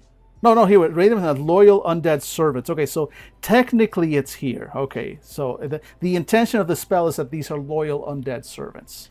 Okay, I was gonna say maybe that's the thing. Like you're just raising undead and then hoping they don't come after you, right? But no. They are faithful undead servants. I mean, the question here then is, if I have life mocking assembly, is there any point in me taking Race the Skeletal Horde? I say no. Right? I don't think it's necessary. I think this is a way to get this because you're not a because life mocking assembly is from the it's specifically for the abyssals. Maybe another Exalt type has this access to this charm. I'd have to look, but this is as of right now a specifically abyssal only. So okay, so this is Necromantic Initiation, Race Skeletal Horde is then the way that a non-abyssal, necromancer would be able to do something similar. So no, because we're as an abyssal. Okay, that makes a little more sense. As an abyssal, right? As this with this connection to the underworld and the Death Lords, I have access to a specific power, right? A specific charm that lets me do that outside of needing to learn and know the skills of sorcery / necromancy. This is my raw connection to the underworld. So that makes a little bit more sense. But in that case, definitely sticking with only life mocking assembly. I think I'm going to keep Curse of the Dead because I want to take advantage of the fact that I am a Moon Shadow after all. So that means this is the one that I get by default. This and in these, which I don't think I can select multiple fields like this. No, so it's just going to be one by one. Cut, paste, cut, paste. Right. 307. And then really nothing and nothing here because that's just the shaping ritual. And then delete that, delete that, delete that, delete that, delete that, delete that. So 301 is not 307. There we go. And then 1, 2, 3. So technically, because these two come included with Necromantic Initiation. So, cool. So now we can either choose one more Necromantic spell or one more charm. And we're finally done with our charm, so we can continue with character creation. Again, I did this to myself, right? I chose to play. This is what I do, right? It's like you just play a fighter, man. Just make a quick fighter. It's quick. It's easy. One of the things that Victor on the comments commented was that character creation is quick and easy. And I'm not saying this is hard. I've had much harder character creations, but also, yes, I chose. Let me play the wizard, right? Let me play the complicated one that it requires me to figure out spell lists and whatnot instead of just taking. I'm a dude that punches a lot. Yeah, if you're making a more simple character, I'm sure. Also, again, for my first time doing this, I'm choosing the complicated character. Of course, I am. Yeah, I played myself. I did. This is my own fault. All right. So with that in mind, let's look at the other level 1 necromancy spells again. Here we go. Perfect timing. So we're not looking at Race the Skeletal Horde. So the other things we have, Door of the Dead, which opens the door to the underworld, which technically as an abyssal, right, I can kind of do, yeah, here we go. Gates of Death, at iconic level of anima, I can open a portal to the underworld. So both of these are useless to me. 5 gifts. Spend 5 will. Any ghost so anointed gains 2 dice to all dice pools, may manifest within a shadowland for free. This lasts until the next sunrise. There's going to intimacy or devotion towards the necromancer. Blah, blah, blah, blah, blah. Okay, not yet. This is the kind of spell that sounds useful later on. Stone Sword Smooth. Maybe, because this one basically lets you banish. Wait. Spend 3 will. The target targets a non-trivial ghost. The necromancer is bound through a summoning, and they cannot. So first of all, I would need to summon the ghost, so no, never mind. And then the ghost would be tied to me. That's actually cool. But again, this would be later on. Later on. Trawling the dark waters. And hey, buddy. Hey, no. So unfortunately, on this screen, that one doesn't work. So I have to go back to the overhead here and manually give you a quick. Curse you all! Because unfortunately I don't have it working on this screen with the shared things. But hey, but look, like direct service, all right, white glove service. All right, so what I'm seeing here actually is that necromancy might actually be kind of useless for me. I guess this one here, this trawling the dark wastes, which lets me make ghosts that are invisible visible, could be useful. And I guess I have to pick one if I am taking necromancy, but now I'm wondering if maybe I don't take necromancy, because the stuff I want to do kind of comes built in as an abyssal. Like, there's some cool stuff in the second circle and higher. So if maybe I do stick with necromancy because I want to eventually grow. And then in that case, I will just take trawling the dark waters, I think. Because it could be useful. You know, I can reveal ghosts. So let's take corpse question technique, put it up here.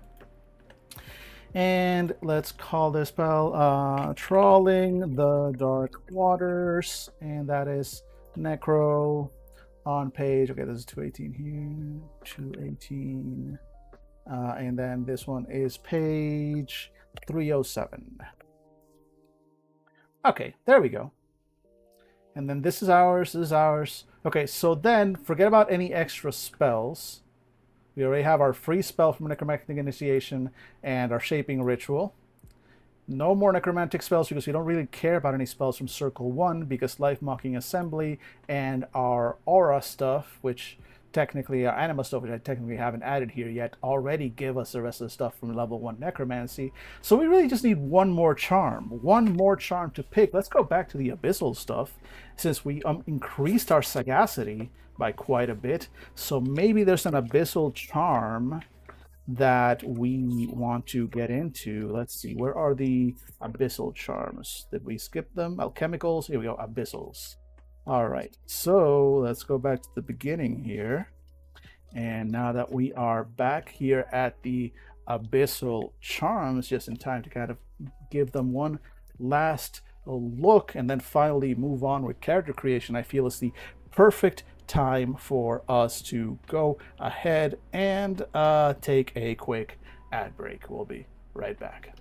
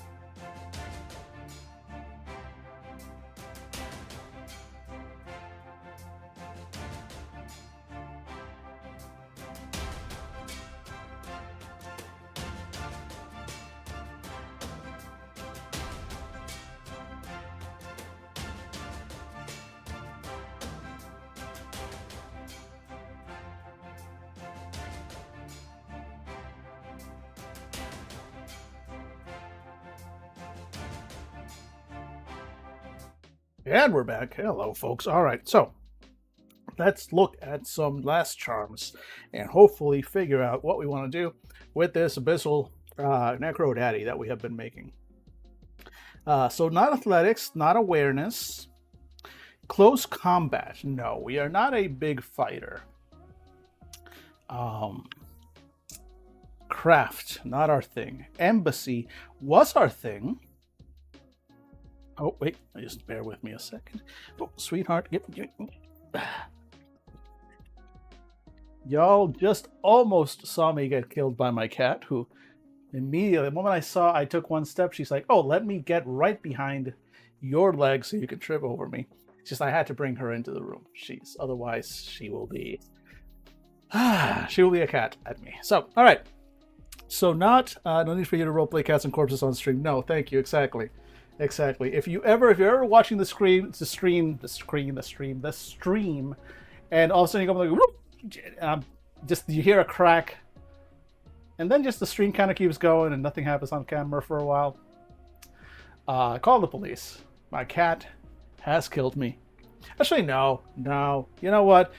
If she kills me, I had it coming. Don't call the police. Let her get away with it. That is the level of my dedication. You know what? If my cat does kill me, I want her to get away with it. Nobody even think calling the cops on her. All right, it was a fair kill.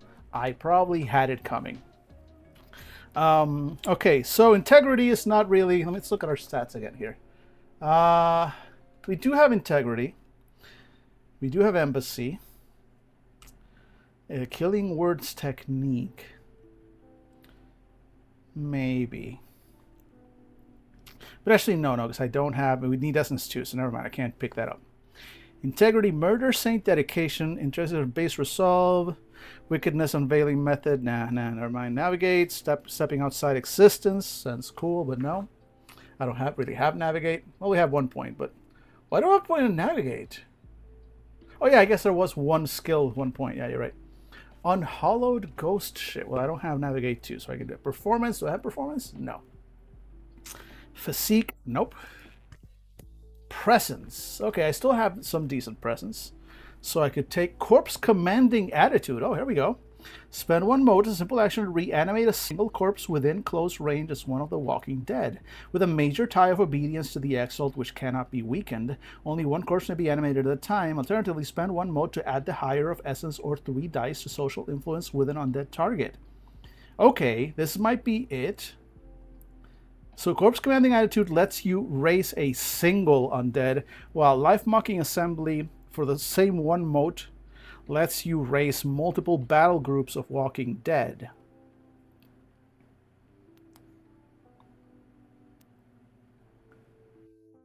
Okay, so the main thing...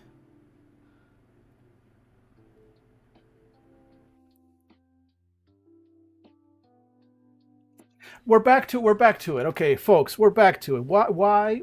Hi, kitty. Hi, I see you over there. You want me to pick you up? I think you do. You want to be picked up? You want to be picked up? Yes, there she is. There she is. Say hi to the people. Say hi to the people. Oh, no. Bite. But I'm just trying to. Give me a second here.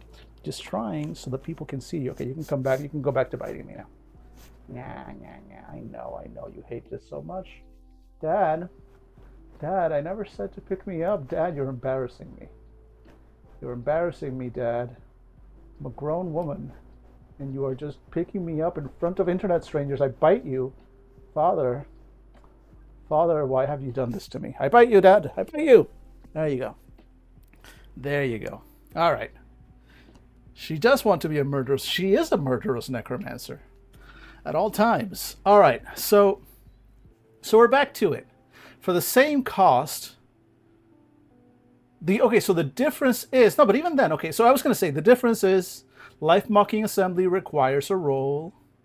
Corpse commanding attitude just makes it happen. But if raising a single corpse, this happens without a roll.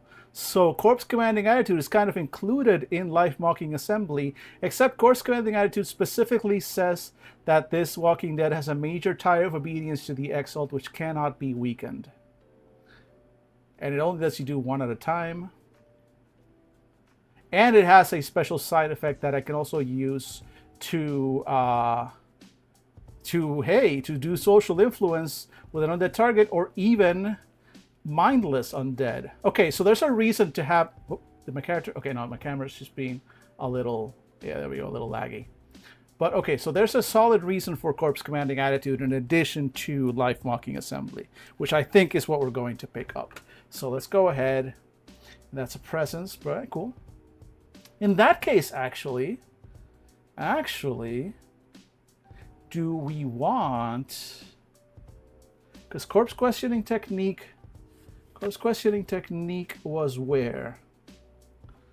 Was that I think that was just a general use one.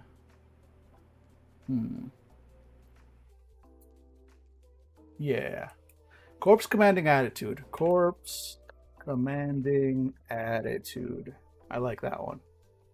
And then it doesn't have, this is just Abyssal all the time.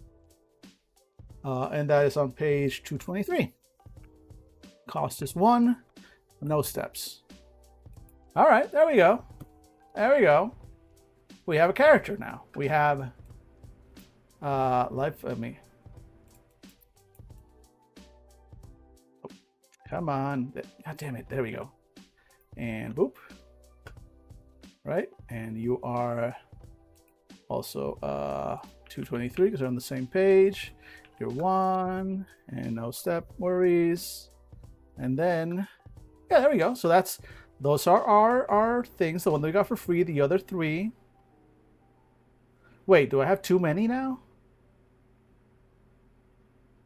Because this is the one I got for free. Then I got Necromantic Initiation, which brings Strong in the Dark Waters and Skull Divers on its own.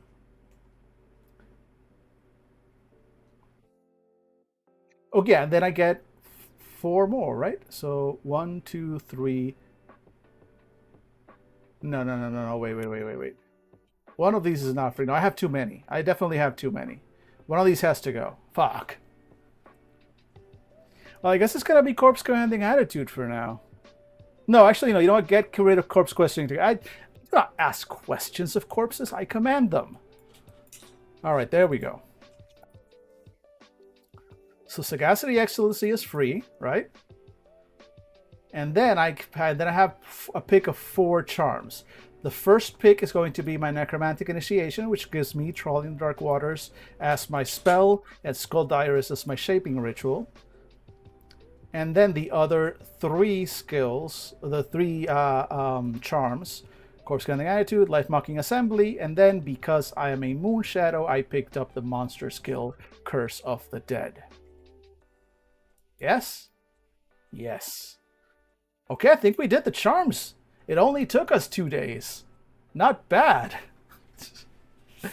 We've done charms, folks. We've done charms. Next part of character creation. Next step in character creation. I'm so proud of us. We've made it.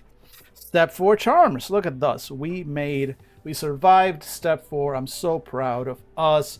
Going to just go ahead and switch here only so that I can actually do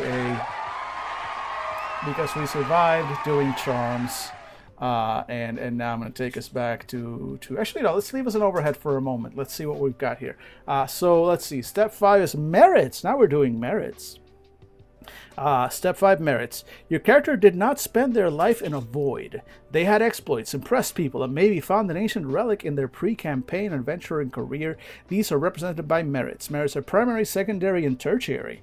How this applies to each individual merit is explained within each entry, though some merits, such as familiar, cannot be primary, so you can't choose those even if your character's beloved dire cat is the most important person in their life.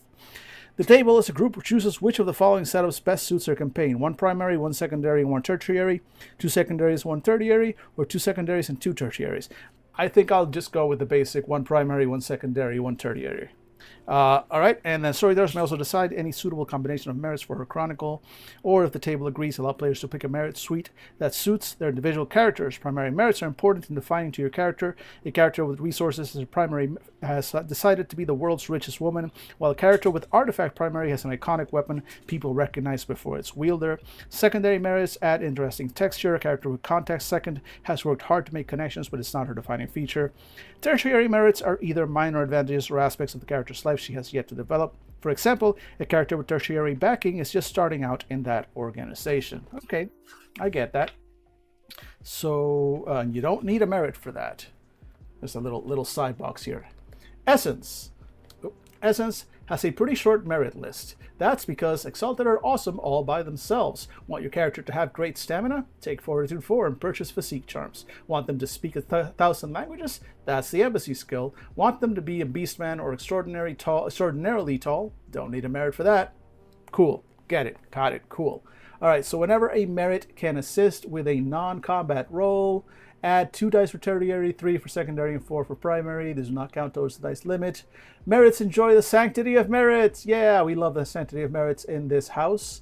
That means the storyteller can't just take them away. A third party won't kill your character's friend, allies for helping them, and their pet or familiar won't die in combat. The storyteller might, however, temporarily take them away if it makes narrative sense or furthers the plot. Think of a villain capturing your character and taking their magic sword artifact away. That's your sensible precaution. Or another villain abducting that friend as bait. Yada, yada, yada. Okay, we get that. I get what sanctity of merits it. And storyteller may restrict merits. Right, let's look at merits. So we get 5 of them.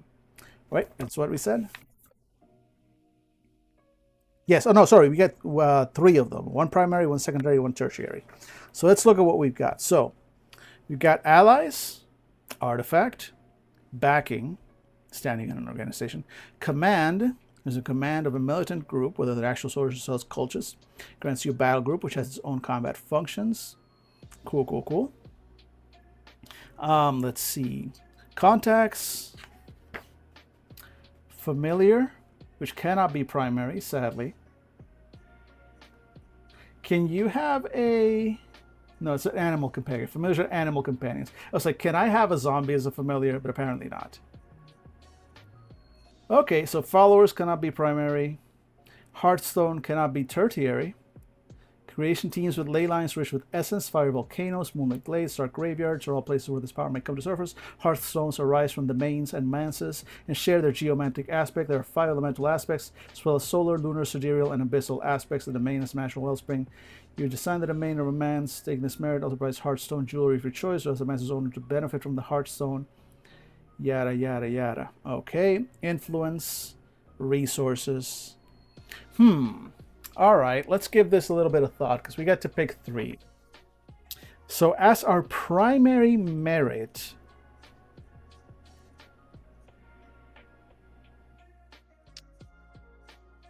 what if we go with an artifact? That's gonna complicate things, right? Because then we're gonna have to create an artifact. But counter argument, we get to create an artifact. So I think artifact. Okay, so where do these go? Merits. Okay, so I'm gonna go with artifact as a primary.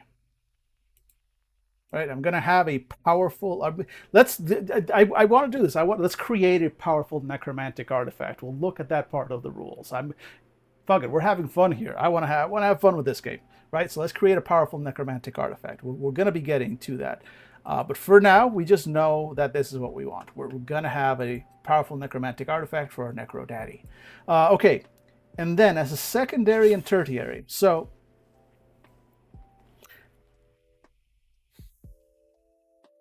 a Hearthstone gives you a domain or mounts. Oh.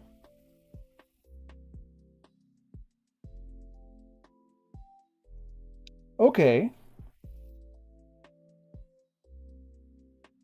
Don't think followers are familiar.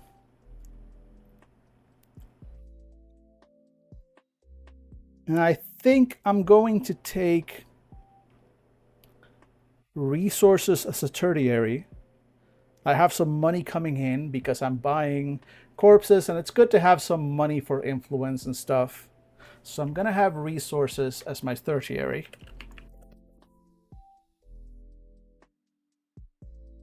And then I think I'm going to pick Hearthstone as my secondary. But since the book is telling me that I can basically say, like, okay, you have the Hearthstone, but if you want, you just don't have access to the domain that it comes with yet.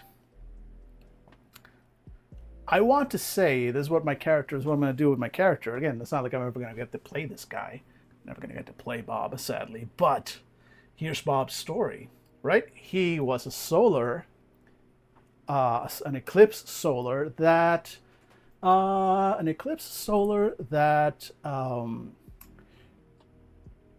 was very self-sufficient, very stubborn, and refused to accept outside help whenever he could, and that ended up costing him his life. And embittered at the moment of death, the abyss gave him an option and told him that he could come back with greater power than ever if he was simply willing to accept the darkness within, which he did. He is now an abyssal with powers of necromancy built in, right, and adopted and everything. And he carries around his neck the Hearthstone of the domain in which he died. It was the domain of some ancient evil, some evil undead or whatever. I vanquished it with my last thing before dying bitterly.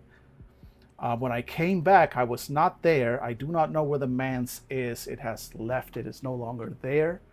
But I found around my neck the Hearthstone for that place, and so part of it is searching for that place. I think it's going to be part of my character story. I like that. I like that concept. So as a secondary, your character owns the domain or mounts in a standard Hearthstone. Your character regains 2 additional modes at the end of any scene taking place within their domain, which it's not gonna happen. But I do regain 1 additional mode per scene outside of my place of power if I wear the Hearthstone and an attuned artifact, which, yes. Your character make an automatic awareness check at difficulty 3 to detect essence expenditure within the domain or manse. That's fine. Okay, cool. So I have that. Those are my merits. Questions? No? I think we're good. Let me hydrate here. All right. So we've got our merits. Next part, character creation. Oh, keep going. Here we go. All these merits. Step 6, virtues and intimacies. After deciding what your character can do, we've come to why they do it.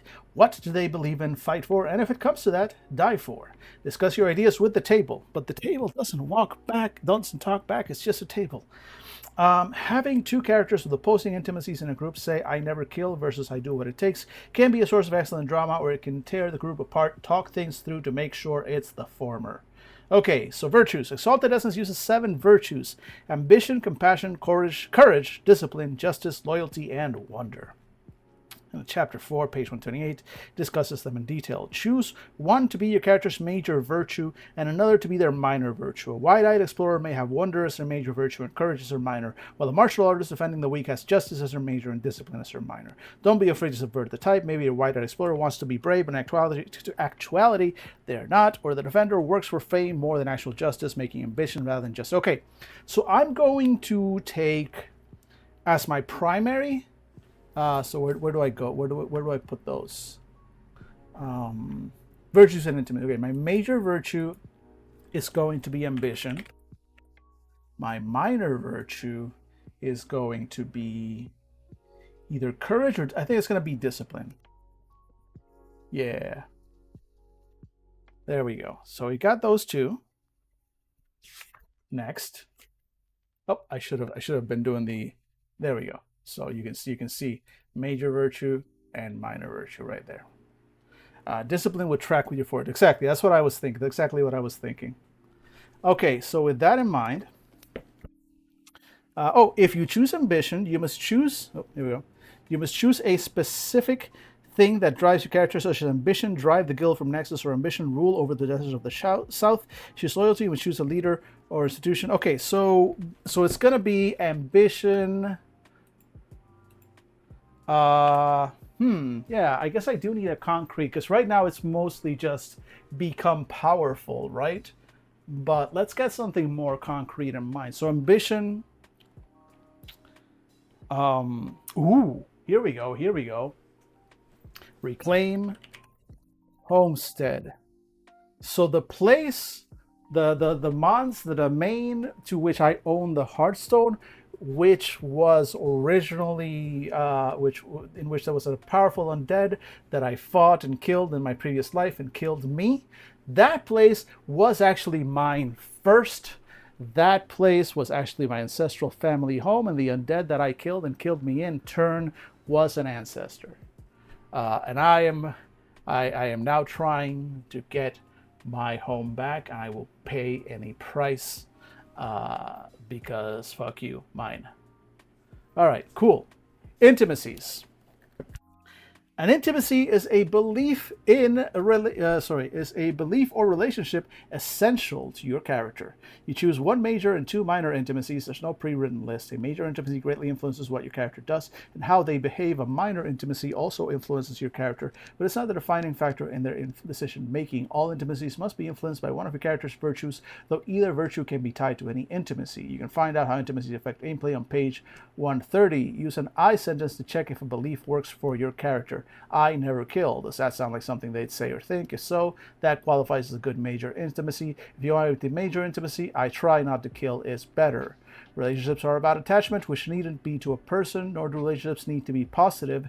Nexus, protective, my sister, rivalry, and the Mask of Winter's burning hatred are all relationships. The character's intimacy of the Mask of Winter's burning hatred may be attached to her justice virtue, while my sister, rivalry, may be attached to her courage virtue. Make sure your storyteller can work with the intimacies you've chosen. Okay, cool. So, all right, so let's come up with a couple intimacies, right? How many do we need?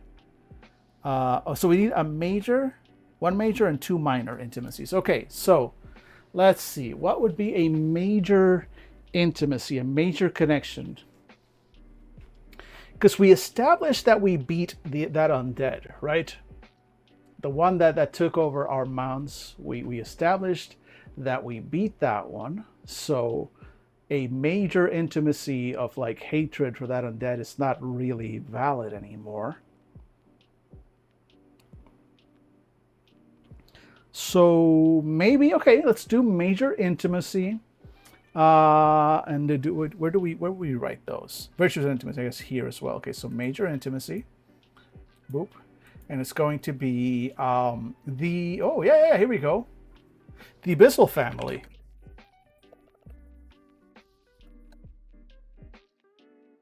And that's going to be tied to ambition. And it's basically like he's got a really strong connection to his family, which he thinks is destroyed. Of course, it's up to the GM to find my long lost sister or whatever. But that's our major, and then minor ones.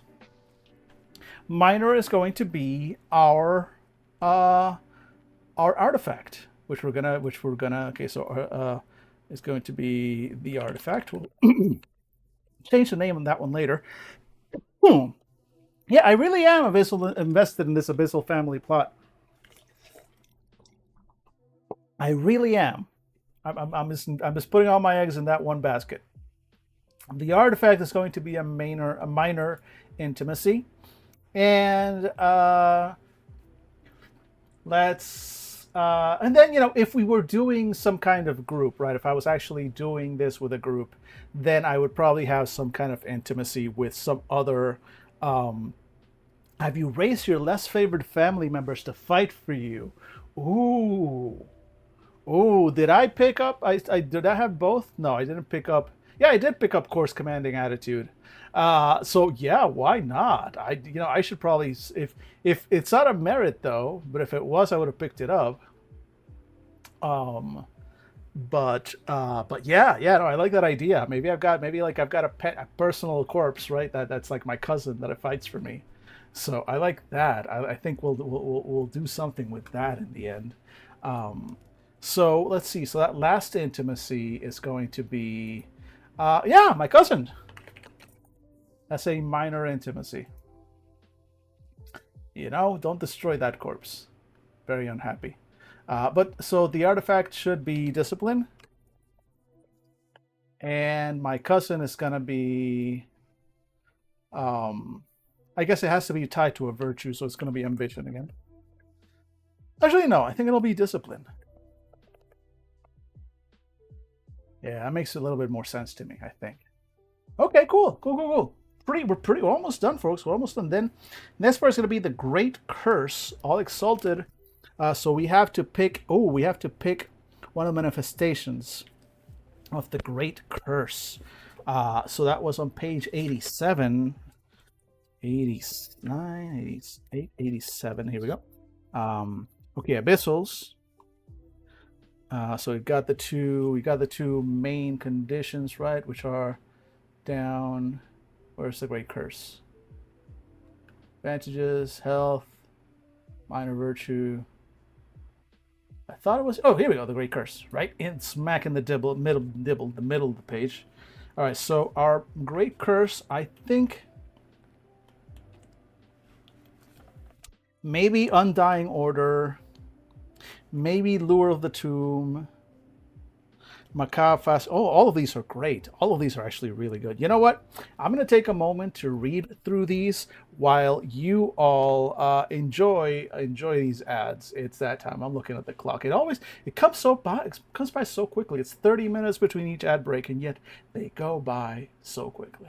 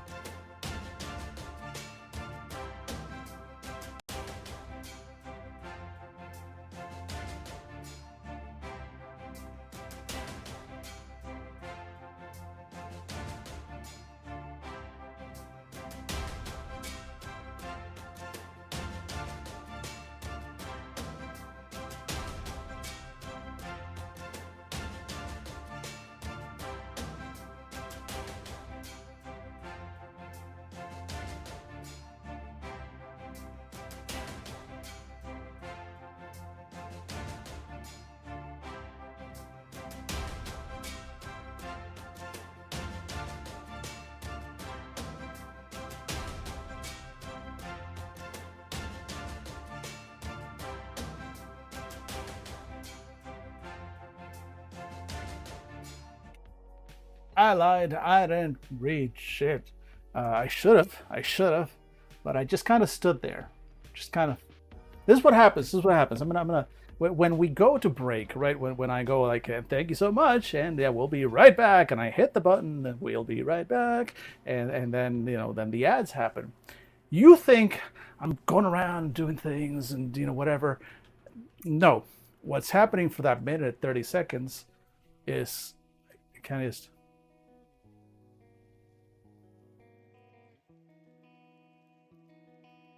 I can just keep that going for like hours if I need to. Just complete this association. That's how that works. I just, when the cameras are off, I turn off. That's how that works. Just getting a peek behind the scenes. Actually, wait, let me go to this one. Here we go. So we've got a few options here. I don't let the intrusive thoughts in. No, no, that's how you. This is this. All right, this this is a barrier. There's nothing. No intrusive thoughts are coming in. Nothing is happening. Nothing. The eyes go dead. Just no, no. You stick some electrodes on me. No thoughts. Zero thoughts. Only just existence. Honestly, like monks wish. All right, monks wish. So I kind of think for my character specifically, right, with the vibes that we're getting here, I think Undying Order is the best one for him, because you can become obsessed with upholding or spreading the primacy of underworld hierarchy into creation. Among the dead, they establish strict order and obtain the obedience of all spectral entities present, while among the living, they enforce the rule of the ancestor cults or similar underworld-centric order. Those abyssals who do not normally hew to establish orders may invent their own ad hoc affairs, often foisting strange and singular demands on whatever horrified adherents are available. Undying Order ends prematurely if the abyssal is unable to uphold their responsibilities as a leader to one of their erstwhile subjects. I like that one for my character. I think Undying Order.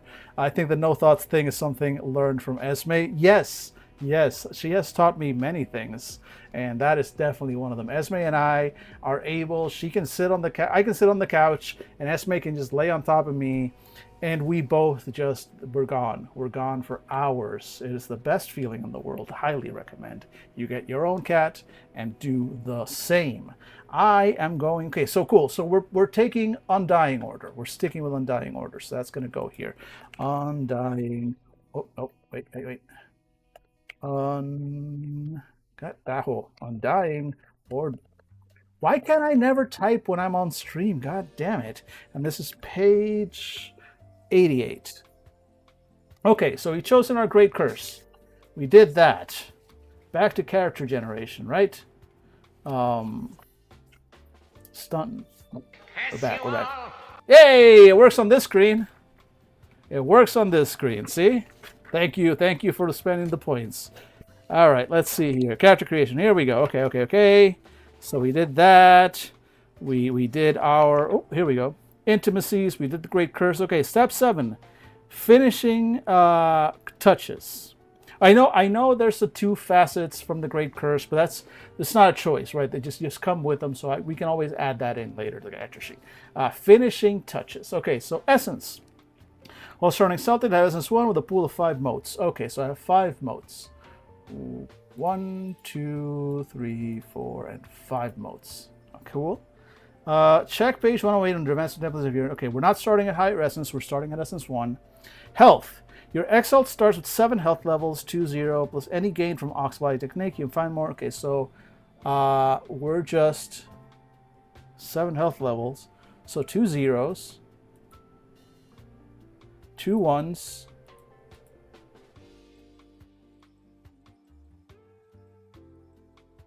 Oh, wait, no. Huh? 2 minus 1s. 2 minus 2s. And incapacitated? Is that how I'm supposed to keep track of this? I'm not sure if I'm keeping track of this properly, but that's what I'm getting. So fine. And then derived values. Your defense is parry. Oh, you're not seeing my character sheet. That's why you're probably like, what's he talking about? This. I don't know if I'm probably not tracking the health properly. There's so many boxes that it gives me. But, so I don't know what's happening with health. I have no will right now, right? You start with 0 will. You gain that. I haven't seen anything grant me power yet. So let's see. Your defense is parry, calculated by attribute plus close combat, divided by 2 round up, or evasion calculated by attribute athletics divided by 2 round up, whichever is higher, add in any charm effect. Okay, so I don't have any charm effects, so forget about that. I don't have an evasion or parry charms. So my defense, here we go, is parry, which I don't have. calculated by attribute plus close combat. So I have no. Oh yeah, I do have 2 dots in close combat, but what attribute is it? Or evasion, which is calculated by attribute plus athletics, which I also have the same one. Whichever one is higher. So I mean, when it says attribute plus, I guess it would be fortitude. Like, can you pick any attribute for your defense? Is that how that works? Okay, I have no armor, so soak is 1, that's fine. But, so that would be 4 plus 2 from close combat for my defense, which would be my parry. So 6. I don't know if that is right. That feels weird. Characters start with hardness 2. Okay, cool. Plus any applicable bonus of armor, which I don't have any armor. Exalted characters add their essence rating to their hardness value. Okay, so I actually start with hardness 3 because I'm exalted and I have an essence of 1. And then resolve. The character's resolve is 2. If he has 1 dot of integrity, which I do, this increases to 3, and if integrity is 3 or higher, it starts at 4. Oh, so I actually have a resolve of 4. Good for me. It's modified further by her intimacies and virtues. Page 131. All right. Page 131. Intensities. Intensity rating, minor and major. Love and loss. Characters have resolve against social influence set to 2, modified. Resolve is set to 3. Her resolve is 4 instead. For antagonist, character's virtual intimacy may adjust or resolve or down if it's relevant. Okay, so it's not a permanent thing. Here we go. It's basically if the intimacies apply to the role, the resolve thing, then they would add or subtract depending on. So basically, if you know that that I have this tie, this intimacy tie to my family, and you know that, so you use that against me, and that is a major intimacy. Major, change the bonus or penalty to her resolve to 3. So I would be rolling at resolve 1 if somebody's using like this intimacy against me on that. But also the same thing if I am rolling resolve and it involves my family for something else. Maybe not, they're not being threatened, I'm being used against you, but I'm actually using them as inspiration. Then I get +3 on that roll. I'll be rolling at 4, 5, 6, 7, right? Does that make sense? Is that what we're doing here? I guess so. Okay. Resolve is 2, +1 if you have integrity, +1. Yeah, okay, cool. Adding mundane equipment that fits your concept, adding artifacts gained from merits, and okay, so now I think we did most of this. We're basically done. We have our powers. What we don't have is like items, weapons, and armor, which I'm not going to spend a lot of time on. That's usually one of the least interesting things to me, unless they're doing something really cool with items, and doesn't look like they are. So let's look at that artifact. Let's make an artifact. All right, so while we look for where artifacts, how do we make an artifact, right? I have a question for y'all, because I might do this again. As always, I often promise or threaten to stream again later, and then I don't do it. But I might tonight, because I've been thinking I want a game that I can kind of stream a little long term, right? And I'm thinking a game that I started playing a while ago, and that is very applicable to our stream, because of course Fandible, how we started was with Rogue Trader. I have the Rogue Trader RPG, and I got the DLC not that long ago, and they've revealed. I played it for a while. I got semi far ahead, and then I kind of stopped because the game was still a little buggy. It was kind of weird. I kind of fell off. They've released a lot of updates, and I'm thinking it might be time to just start over, play a new game. And that one I think would be fun to play on stream with people. So with that in mind, non-zero chance that today at like maybe 7, 8 p.m. Eastern, for a couple hours at least, I might be streaming some. Yes, exactly. I kind of want to play Captain Awesome Pants, or as close as possible. Having played the game once already, I know that I cannot, unfortunately, duplicate the crew of the Shadow Labyrinth, right? But you know, we can give Captain Ronaldo Macarius an alternate history, I think.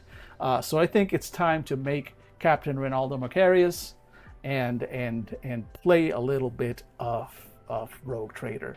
I think that's what I'm going to do tonight, and maybe, you know, do some more of that over the weekend and whatnot. See how that treats us. But for now, back to this. How do we make an artifact?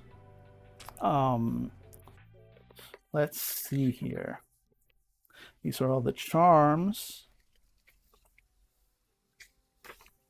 Charms. And tags, artifacts. Okay, so 344. 344.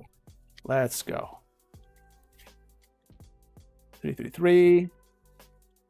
Gods and monsters. 341. Basic equipment. Okay, so we ended up in the equipment section anyway, I guess. Heavy combat weapons. All right, lots of stuff. Good stuff. Everyday wonders and artifacts. All right, I think we're going to need to go full overhead here. Here we go, so we can get a better view of what's happening here. Let's see. So this is not going to be a wonder. It's going to be an artifact. It's going to be a major one because this is our primary thing, right? Here's the funny thing. Okay, no, actually I did. I guess I did buy the merit. Yeah, you can just take that. Okay, cool. So you got magical materials, you got evocation. Let's see. I mean, let's kind of like scan real quick and see how there's going to be lesser wonders. So we're going to be making a greater wonder. I guess we can just look at the sample ones that they have here. It's probably one that is pretty decent for necromancy, right? If they're... Let's see. So, greater wonders. So you got the Devil Darting Needle, an Adamant Dire Lance. We got the Fist of Titans, which is a Gore Maul. These are all weapons. The Emerald Thurible, an ancient censer of Malfian bronze worn on a golden chain, redolent with forbidden incense and graven with demonic runes, does not actually contain emeralds, surprisingly. Hearthstone slots 1. The Emerald Thurible is a unique artifact that aids in demon summoning. When incorporated into a summoning venture, a sorcerer may summon a demon of one circle beyond. Okay, that's cool. Maybe a version of this that works on like greater undead might be something we could pick up. Or let's see, the Talisman 10,000 Eyes. Allows initiation to sorcery with an eponymous shaping ritual as its primary power. Okay, but I don't have sorcery. I have necromancy. Flying Silver Dream, a blade like a silver bird's wing, the hilt warm, yada yada yada. Midnight Thorn, brings the changer, look at rusting leaves.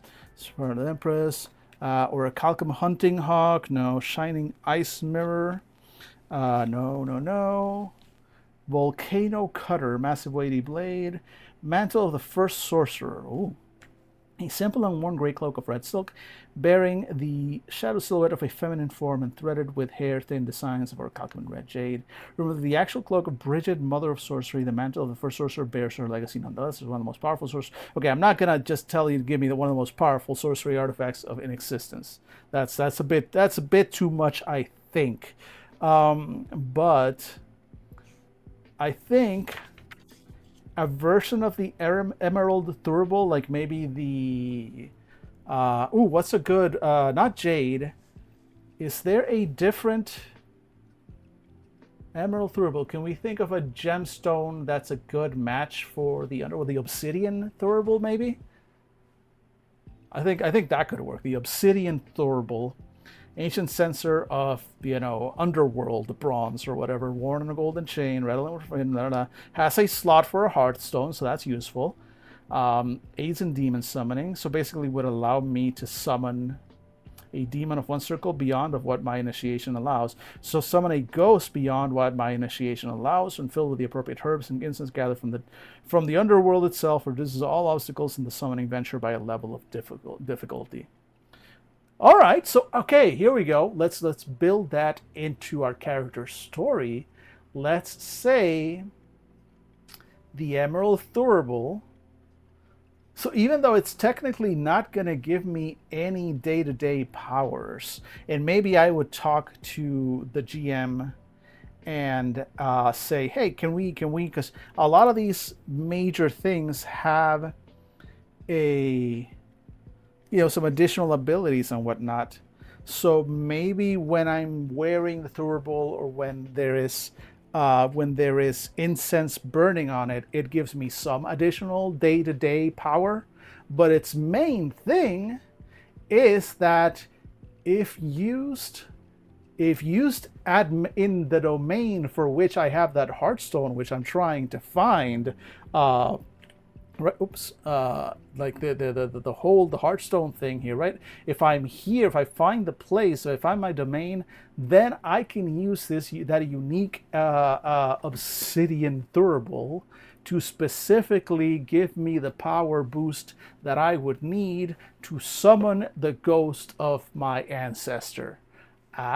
The ghost of my ancestor, who I want to summon and use their power for to reclaim my homeland or whatever. So yeah, I think that's what I'm going to do. That's what I'm going to do. So that's my artifact. So I no longer, that was quicker than I thought it was going to be because I was able to just adapt an existing one. But I would definitely want to give it, because so many of these other artifacts have some kind of power, additional power. And I think I would definitely want to work with my GM to give me something else. I think at the very least when I'm using it, it might, like, maybe it allows me to, because I already have Cruel Banquet, right? But something like that.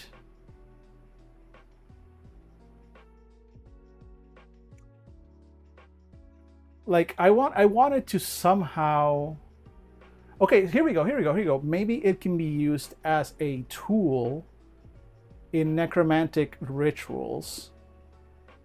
There we go, and it grants one will, kind of like that half-souled whatever thing that we saw that basically lets you take part of your soul, and it just always counts as one will for any spell casting. So maybe our Obsidian Thurible also counts as one will, or maybe it's it's a major artifact. It's a primary artifact that should be powerful. So maybe have it count as 2 or even 3 will for necromantic magic, right?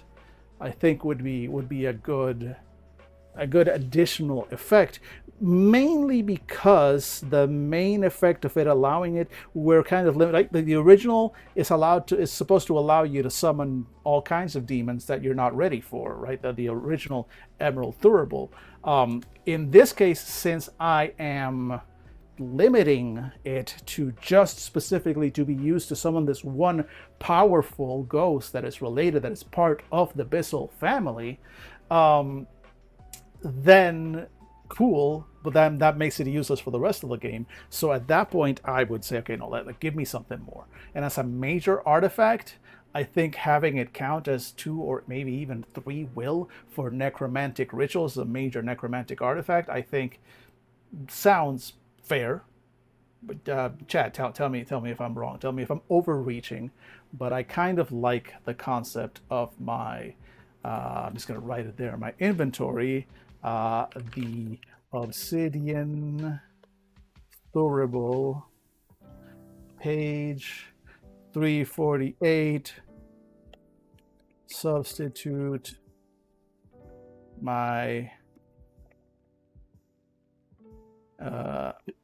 ancestors ghost for demons, add that it counts as 3 will for necromantic rituals when incense is burnt.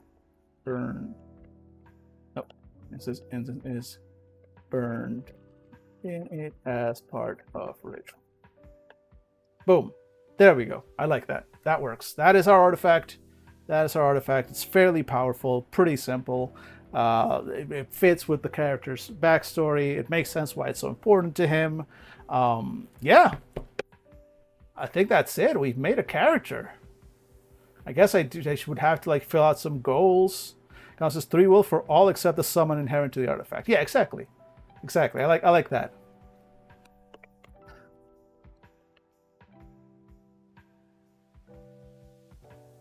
There we go. Except for the summon. All right. I know what I'm talking about. I know what I'm talking about. Yeah, I think that's it, right? That's the last of it. There's nothing more technically to do. Let's go back here.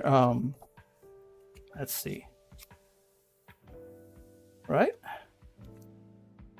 These are charms at this point. Antagonists. Types of adventures. Types of ventures. Yeah, at this point now we're looking at like, yeah, social info. Now we're looking at systems and such. Yeah, this was our abilities. Measuring time, blah, blah, blah. Yeah, exactly. So this was it. This was it. We did this.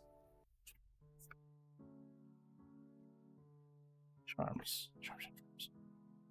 Oh, these were like pre-made kits. Oh, we could have used one of these and made our lives. But I wanted to do something more. Because there are like pre-made kits for like priest, righteous demagogue, or fearless leader, or savant, peerless sage, master service, and it gives you like some abilities and which charms to pick, and some samples, like a midnight abyssal, Ghost Emperor edict, priest for righteous demagogue, which is very close to kind of what I was going for actually. Except this one had performance. I had performance, I think, at one point. So this is not too different from what I thought I was going to do. Fearless Leader, War 3, Universal Charms, Occupy Technique, and Cast Buff Tail. Cool. We completely skip these, but I like that these exist. Because if you have a character idea that already kind of matches one of these concepts, then I mean, it's not a full character build, right? It just says like which ability you would need, but at least it gives you a set of like charms and specific charms for specific exalt types that will definitely get you pretty far along, especially if it's your first time. So honestly, that one, cripes, I keep forgetting that I can't do it on this screen. Anyway, for that one, there we go. Took me like a minute, but I finally got there. My flow is not properly adapted to this screen, specifically because all my shit is missing on this one. I forgot that I hadn't set up all my pop-ups and everything on this one. Anyway, okay, cool. This is cool. What else? Character creation, equipment, which we're kind of skipping for the moment. And then Spark of Life, fill in the details, what they look like, etc., etc., etc. Yeah, no, that's all the stuff I would come up with at the table. So yeah, we have a character, folks. We did it. Am I proud of us? I'm mildly proud of us. I'm mostly proud of us. Not too shabby. We've got Robert A. Bissell, call him Bob, played by Dan the Necro Daddy, the Exalt Abyssal Moon Shadow. Big on sagacity, very smart, very focused on death, very demure, very necromantic. Is going to have some pet finishing touches. Yes, we're gonna be racing skellies. We're gonna be a bone boy, Necro Daddy, and Bone Boy. There we go. That's us. Stop it. There we go. Necro Daddy and Bone Boy. Who want that? There we go. You know what? Here, give me a second. File, save. Okay. And now I'm just going to do something real quick here. Where's that document? Okay, that's that. So I'm going to go ahead and copy this. Give me a second. I know what I'm doing. And I'm going to put this in my little folder over here. PDS, right? Where are you? Where's my PDS folder? Found you. There we go. And then let's go. Do we have a character sheets folder? Yes, I do. I'm going to put this here. And then I'm gonna copy that, put that there. I'm gonna name this guy. There we go. We're gonna call him Bob. Bob the Necromancer. Beautiful. Beautiful type. And so what I'm going to do for everybody here now, enjoy this, is a little present for everybody. Enjoy the gift of apparently not paste. Or wait. Ah, cripes. Give me a second. Why am I like this? Okay. There we go. And then there you go. There you go. All right, chat. Enjoy that. That one's for all of you. Can you have more than one artifact, you say? I could see an alchemical with two. Yeah. Yeah, an alchemical I could see with lots of artifacts, honestly. That would make it would make a lot of sense. So yeah, I like that. Wait, okay, I see what's happening. I'm hearing myself on stream because I had gone to chat. Anyway, y'all can download that. That's a character sheet. You take Bob, use him, abuse him, make him suffer in your games. That's a little gift for all of you on chat. I should do that, like just to have little giveaways on chat of just documents that you all can have and gaze upon and have proof that this happened. So there you go. You got a free character on my stream. Well, not free. There is a price to be paid. And as you see me kind of glancing off towards my button, I suspect you know what that price is. That price is advertising.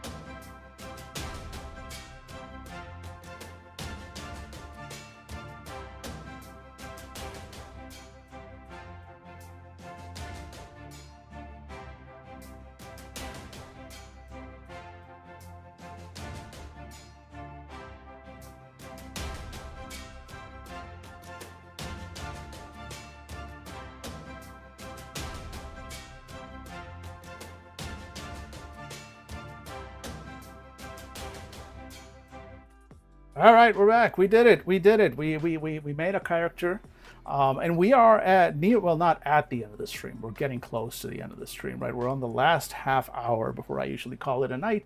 Although, do remember, I will be back now that there's been the mildest amount of interest shown, as in one person commented with a reference to an old character. That's it. That's all I need. Say no more, fam. Say no more. I'm going to stream Rogue Trader starting tonight. No promises yet on what the schedule on that will be yet. But yeah, I want to stream some Rogue Trader, and also it'll give me an excuse because I keep feeling like, oh man, now they fixed Rogue Trader and the DLC is out and all this stuff, I kind of want to play it, but I already went through it once, and I wasn't like super far along, but I was far enough along that it does. You know how it is that it feels like a chore. It's like, it's going to take me on. I do kind of want to start over because The game was kind of rough at the beginning. I'll be at a board game. No worries, no worries, Strobus. There is no expectation and no need for anybody from this stream to show up for that. I'm just gonna be streaming. It's just gonna, if I'm going to be kind of like in my room, staring at a screen and probably playing a video game anyway. While I don't feel the need to share every single moment. I don't know if any of you have heard about that woman who apparently had been streaming 24/7 for the past 3 years. She kind of blew up very recently because another big streamer, Kaisen, had apparently found her, and it was like, holy shit, what the fuck? Because holy shit, what the fuck?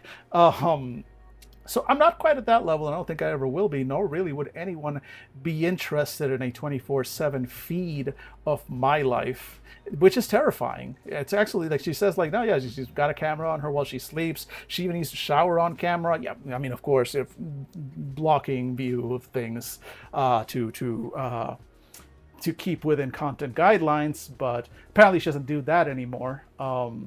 But still, yeah, going strong. 3 years, 24/7 streaming. The times when she's left the house, she's live on her phone and whatnot. It's wild. You didn't know there's a Rogue Trader video game, afraid this? Yes, there is, and it's an actual tabletop, or rather computer CRPG, Rogue Trader one, not just a Warhammer strategy or war game. So, dude, tune in today, 8 p.m. Eastern, New York time. Around one of those times, probably closer to 8 than 7. Let's say 7:30ish. Feel free to tune in, and you'll get a view of what it looks like. You can help me create my Rogue Trader. I'm going to try and make Ronaldo Macarius, my character from my old game, but that was like over a decade ago, so I'm not going to try real hard. See, the only 24-hour stream I would even look for is a cat stream a la Ferret Software. Yes, exactly. Like, I can't even imagine. I'm not that interested. I don't want to be here 24/7, and I'm me. If I could take breaks every so often, hell yeah, I'd do that. No, that's wild. Again, look, I will probably be doing a lot more streaming in the future, because I got to bring in that money. And I looked at my earnings, folks. I'm proud to report that over the past month, I've made about $4 in ad revenue. So now you see why I have to run those ads. It's very important to keep this stream alive that I get those $4 in ad revenue. I don't think Twitch even pays out until you reach like 25. So like at that rate, I would have to like wait 6 months to get a payout just from ads. That's amazing. I'm gonna die of hunger any day now.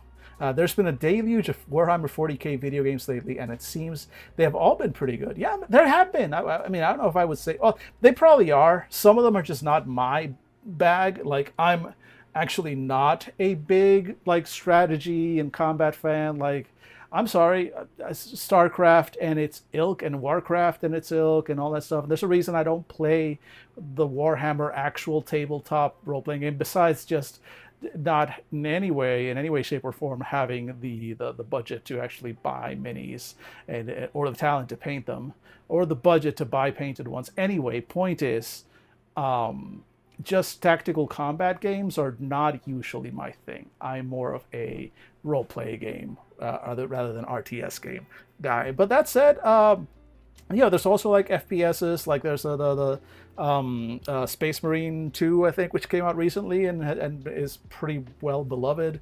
But it feels like the bulk of them are, considering the source material, understandably, RTSs and sort of war combat games, which is fine. It's fine. That's going to be the bulk of the thing, but they're not. It's usually not my thing. I'm here for the story, right? I'm here for that. So I'm looking forward. And I did play a little bit. Like I said, it was a good game. It was kind of buggy. So hopefully, I've heard good things about the various patches and updates that have been released. So hopefully, it's a much better, more stable game than it was when I first tried it. So I'm excited to see how that goes tonight. See, I love a tactical game, but I'm bad at FPS. I'm also bad at FPS. I'm bad at tactical. I'm bad at Twitch action, like action, pew, pew, pews.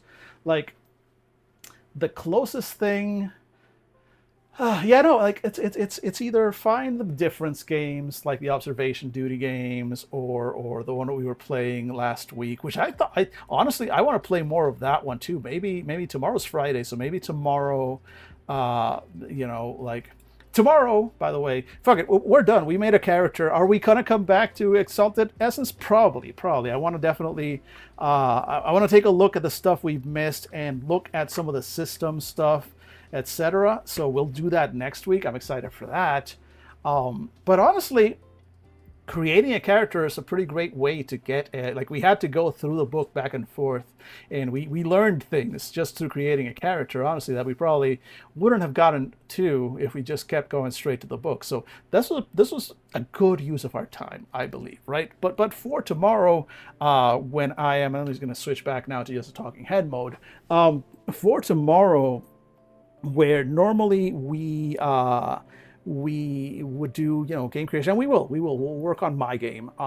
So there's a couple of things that I want to do for my game. We did some progress with crafting, and we still have to revisit it, right? We still have to revisit crafting, especially for those advanced items, because we still need a system that will let us build items that do more than just give you a bonus on your roll, like a dice bonus on your roll. 'Cause that's the easiest way. Like you can create any kind of story that you want, but mechanics wise, that's the simplest thing to do, right? It either adds or subtracts 1, 2, or 3 dice from whatever roll its effect is related to. That effect could be anything, right? So a magical crown of pneuma abilities would give you, like a +2 dice to your pool for using Numina powers and that sort of thing. Fairly straightforward. And you flavor that however you want, right? Maybe it digs magical cables into your brain, or it glows, or like it sends out a cloud of magical fire. I don't know, whatever. But when you want to have effects outside of that, that's when that gets complicated. And I feel like we still need to define a lot more of how the game runs and in the system, because we have the basic action roll, right? We have that base system. But now the rest of the game is exceptions to that. So we need to now go back and figure out a lot of the systems so that we know what the game is actually capable of, right? So we know what we can kind of get away with, and then we can kind of go back to the crafters and say, okay, cool. So with this in mind, this is the process for crafting like a wand of fireballs or whatever. So I think that what we're going to do tomorrow is actually going to hit up combat. Because I did see, what was the game? Oh yeah, Extreme Meat Punks. Extreme Meat Punks. Hey PB, welcome in. What kind of game is it? So tune in tomorrow. There's the thing, and I'm going to go ahead and put up my schedule right there. So tune in tomorrow, same bat time, same bat channel, to see me working on my game. But you know what? Fine. We've got a couple of minutes before, I've got 20 minutes before the end of the stream. So let me actually just bring it up real quick. I'll put it up on screen just so you can kind of see. But it's called Seeker's Call. I've been working on it for a while. It's far from finished.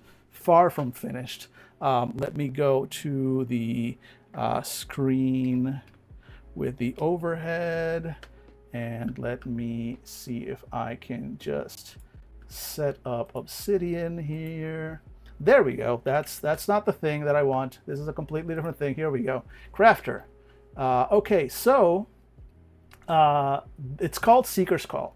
Let's just go here. Seeker's Call. Let's go to what's my main page? I have a main page here, home page. There we go. So Seeker's Call, and it is a game of exploration, discovery, and magic. Wait, let me catch up on chat real quick. For December, you should consider doing a top 5 gunslinging character types from games you played this year. You know what? Not the worst ideas. But also, I don't want to keep shitting on Penumbra City. It's actually a really good game. They just whiffed the gunslinger so hard. But it's not the worst idea, right? It's not the worst idea. But yeah, Seeker's Call is my game of exploration, discovery, and magic. It is a game of, it's basically game intro. Here we go. I don't want to read all this. But you know what? Sure, sure. No, I will read all. This is my game. I'm gonna stop being. Here's it's the imposter syndrome. Like I don't want to. Nobody wants to read this shit. It's too. No, it's my game. It's my game. You get a reading about the game from the author. You know that's who else gets that, right? So let's see. Game intro for Seeker's Call. There's magic in the world, a gentle sort of magic, a natural flow of power and energy that touches every single thing within it, granting all manner of gifts. This magic lives in the connections between all things, and it pools in hidden, distant places known as delves, caverns carved deep into the earth where sentient crystals hold silent court, self-sustaining microbiomes floating like a liquid ball miles in the air, glowing golden cities hidden behind lava falls, and so many more. Ugh, I hate that so many more. I'm going to need to rewrite that. I hate this. Delves are the places in the world where magic is still fresh, unfamiliar, and mysterious. For as far back as anyone can remember, delves were rarely, if ever, seen by human eyes. The magic that formed these places also hid them, kept them separate from the world, and the world safe from the often wild magic and strange creatures that live within these arcane realms. But sometime in the last century, this started to change. Delves began appearing more and more often, sometimes within a stone's throw of a village. Sometimes these events proved beneficial to the local communities, but more often than not, a delve manifesting nearby meant that a town would have to deal with many unexpected problems: damage to the local environment, odd creatures and dangerous monsters roaming the land, and unusual disruptions to the natural flow of magic. It was not long after this that the first callers were sighted, beings whose sole purpose seemed to be to gather individuals and grant them a connection to these newly appeared delves. As word of the calling spread among the towns, folks began to realize that these events were caused by an imbalance in the flow of magic that manifested as a discord deep in the heart of each delve. It was these discordant delves, as they became known, that seemed to be the cause of the many odd events plaguing the land. The individuals who answer the call of these wild magical places are known as seekers. Adventurers and explorers gather together with others in expeditions to venture towards these mysterious delves. They are those who have chosen to leave behind the safety and comfort of the villages and hamlets of their birth and seek out new and uncharted places beyond the horizon to heal and resolve the discords within them. They are as varied in their abilities as they are in their reasons for answering the call. Bulwarks that stand between their comrades and the dangers of the unknown, divers who commune with the discordant delves themselves, and diplomats able to build new connections wherever they go, and many more. Though delves are filled with wonders, seekers do not venture into them looking to loot. They do not explore to lay claim, nor do they seek to colonize the wilds beyond. Seekers hear the call of mystery, and they answer it. It's in the discovery and healing of these places that their reward lies. Though there are many dangers, both out in the world and within a delve, they are rarely solved through violence. Combat is the seeker's final and most reluctant option, as violence always carries a steep price, win or lose, and the world's magic abhors being used in such a way.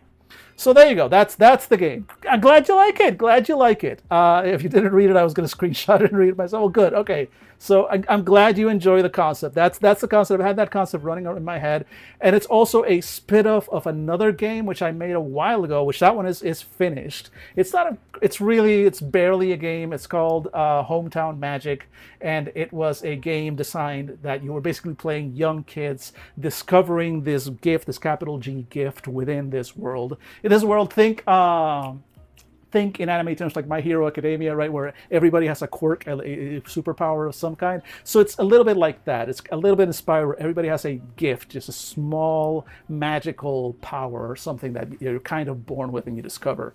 And then Seekers, you know what, I can get into this later during my own the stream dedicated to Seekers Call itself. But the idea is that this is kind of like the follow-up. So in that game, they were kids in the towns. Now Seeker's Call, you are now more grown up. You are an adventurer, and you're going out there into the world. You're answering this call. There's a whole mythology around the call and what it means and how it ties to the magic in your heart. It's a whole thing. Which I'm honestly kind of proud of. And so we've been working on the system. We've got, playing the game. We've got a whole, all of this is the base system. It's less complicated than it looks like, I swear. I swear, this looks like a lot, but it's actually not that much more complicated than your average roll a dice, add or remove modifiers, and do the thing. It just looks scary when it's all written out like this. But I think it's a good system. And I think tomorrow, what we're going to be doing is going to be combat. Because I have, let's see, where's the action roll? And I like the system, but it's not 100%. The setting is original. The system not 100%. I did adapt the pool from. I actually have it here in my notes. Playing the game, taking action. Here we go. The Pool by James V. West. So I adapted that system to use within my game. And so, combat. Here we go. I was on the page. So tomorrow I want to. Basically, all of this is going away, or most of this is going away, and going to be replaced by this. Because I had an idea of how I wanted to handle combat, and I'm not happy with it. It was very vaguely based on the combat from Mouse Guard. But the combat from Mouse Guard didn't exactly work for what I wanted, and there's been some evolution. As you may have heard from the narration, it was meant to be a much more sort of gentle game, and it's kind of evolved into more of a no, like there's gonna be violence, right? The magic itself still doesn't want to be used for violence. I want to minimize the amount of magical effects that can do direct damage. I still want to keep that the natural magic of this world kind of abhors violence and makes it difficult to be used for that. But there's going to be more. It's going to be more than just like, for the initial game that where you were just playing kids, it made more sense to definitely sort of background and de-emphasize violence as much as possible. Within this one, yeah, fights will break out. You are sometimes going to have to fight to defend or save or do whatever, but at the same time, I still want to somehow keep it in such a way that combat should be your last resort. Not necessarily doesn't mean that combat is going to be deadly necessarily and you're going to lose your character. This is not grimdark, very much not a grimdark world, but I do want it to have that feel that if we had to fight, even if we won that fight, that was not the ideal solution. And maybe that might have been another solution. It might in fact have been the only solution, but you should generally in this game not come out of combat going, that was great.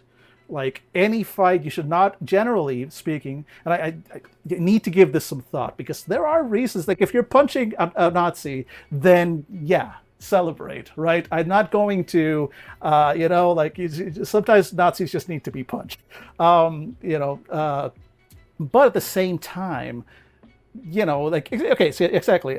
Game design, aka constantly deleting your work, exactly. And then that's an awesome way to get a nostalgic adventure from hopping into Seeker's Call. Thank you. And so does you have to fight your character shouldn't feel exactly like I want there to be consequences to a battle. You generally shouldn't come out of a fight without there being a consequence, even if you won. And I'm not saying you're not. I generally want to give you my general rule as a game master is I want you to have fun. I want you to be. I look at myself as an enabler of awesome, right? If there's any chance that I think your character could get away with something and it sounds awesome, I want to enable you to do that. So I want things within the game to feel awesome. If you get into a fight, even though it should be your last resort, you should still be able to be awesome within the fight. But I don't want you walking away unscathed. If you had to resort to violence, there should be some kind of cost. And that's a hard line to walk. And I haven't found that balance. So hopefully tomorrow we'll actually be working on the system, because I do want to switch the system that we had now to something closer to what I saw with Extreme Meat Punks Forever, which I think was the only good thing about. No, I'm lying. It's not the only good thing about that game, but god damn, we ran into some issues with Extreme Meat Punks Forever. It had several good things though, and one of the good things that it had was this combat roll system, which I will dive into tomorrow, because I like and I think it feels. Because I want two things. Okay, step back. I want two things. One, I want combat to feel consequential, Like, if the decision to go into combat should be a consequential one. You shouldn't just go like, we ran into some monsters, let's roll initiative and get to it. Like, no, this should be a decision that you're making. The other thing, of course, is I want you to have some fun with it, though, while you're doing it. So that's hard to balance that, right? And the other thing is, I don't want to go round by round. I don't necessarily want the D&D experience of like, all right, round one, you go, now you go, now you go, now you go. You each take your turn, everybody adjust hit points up and down, and then continue next round until people fall down or run away. I want combat to be resolved in a single roll. But there should be a whole process around building that role, which is kind of what Meatpunks did, and what I'm going to try and do tomorrow. So with that in mind, excited for that. We'll see how that goes tomorrow. For what it's worth, I really like the Extreme Meatpunks. So did I. So did I. Extreme Meatpunks had an amazing concept, and I still want to get to. But I'm going to play. I'm going to play Rogue Trader tonight. I'm not going to play Extreme Meatpunks, the video game, but it does have a video game, and probably in one of these weekends, I'm going to just find it and play the video game and see. I want to see how that relates to the tabletop RPG, because I think part of the issues with the tabletop RPG was that it was an adaptation from this video game, but I don't know yet because I haven't played the game yet. But it had some great concepts. It has some great concepts, but it definitely had some major pitfalls as a tabletop RPG that I think the fact that it was a video game adaptation kind of made it suffer. But at the same time, the parts that were more obviously video game adaptations, like some of that mecha combat, were some of my favorite parts. So it was more of they tried to bolt on,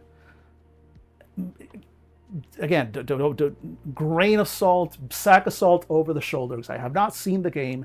The game, however, does look like it has a visual novel aspect, and just from the vibe of the game, the tabletop RPG and everything, yeah, like lots of big queer vibes, so probably a lot of romance and just queer drama, which I'm all for. But I feel like maybe the creators of the game, because it was like, okay, so this game is all about that, in addition to the extreme meat mech combat, that they said, well, there's one system that handles drama better than any, and that's Powered by the Apocalypse. So they kind of bolted Powered by the Apocalypse on top of this cool mech combat kind of thing, but kind of missed the mark with a few things, I think. Like, adapting a visual novel to a tabletop RPG is a fraught process that I'm not about to undertake. So, they tried. Not every game is going to be perfect. And overall, though, Extreme Meatpunks had some fun. And I actually had some conversations on Mastodon with somebody who said, like, yeah, no, he saw my criticism, and he's like, no, you're right.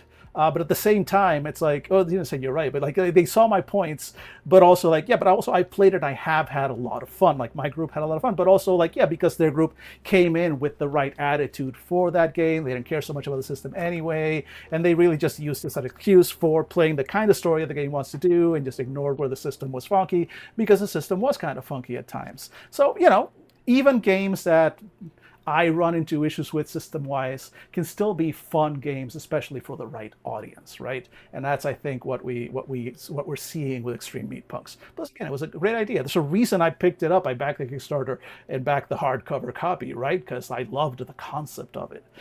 So yeah, definitely. But yeah, anyway, thanks so much, folks. It is, we just made it. I just went full ADHD speed talking, but we just about made it. I've got less than 1 minute to finish the stream. It's actually finish on time.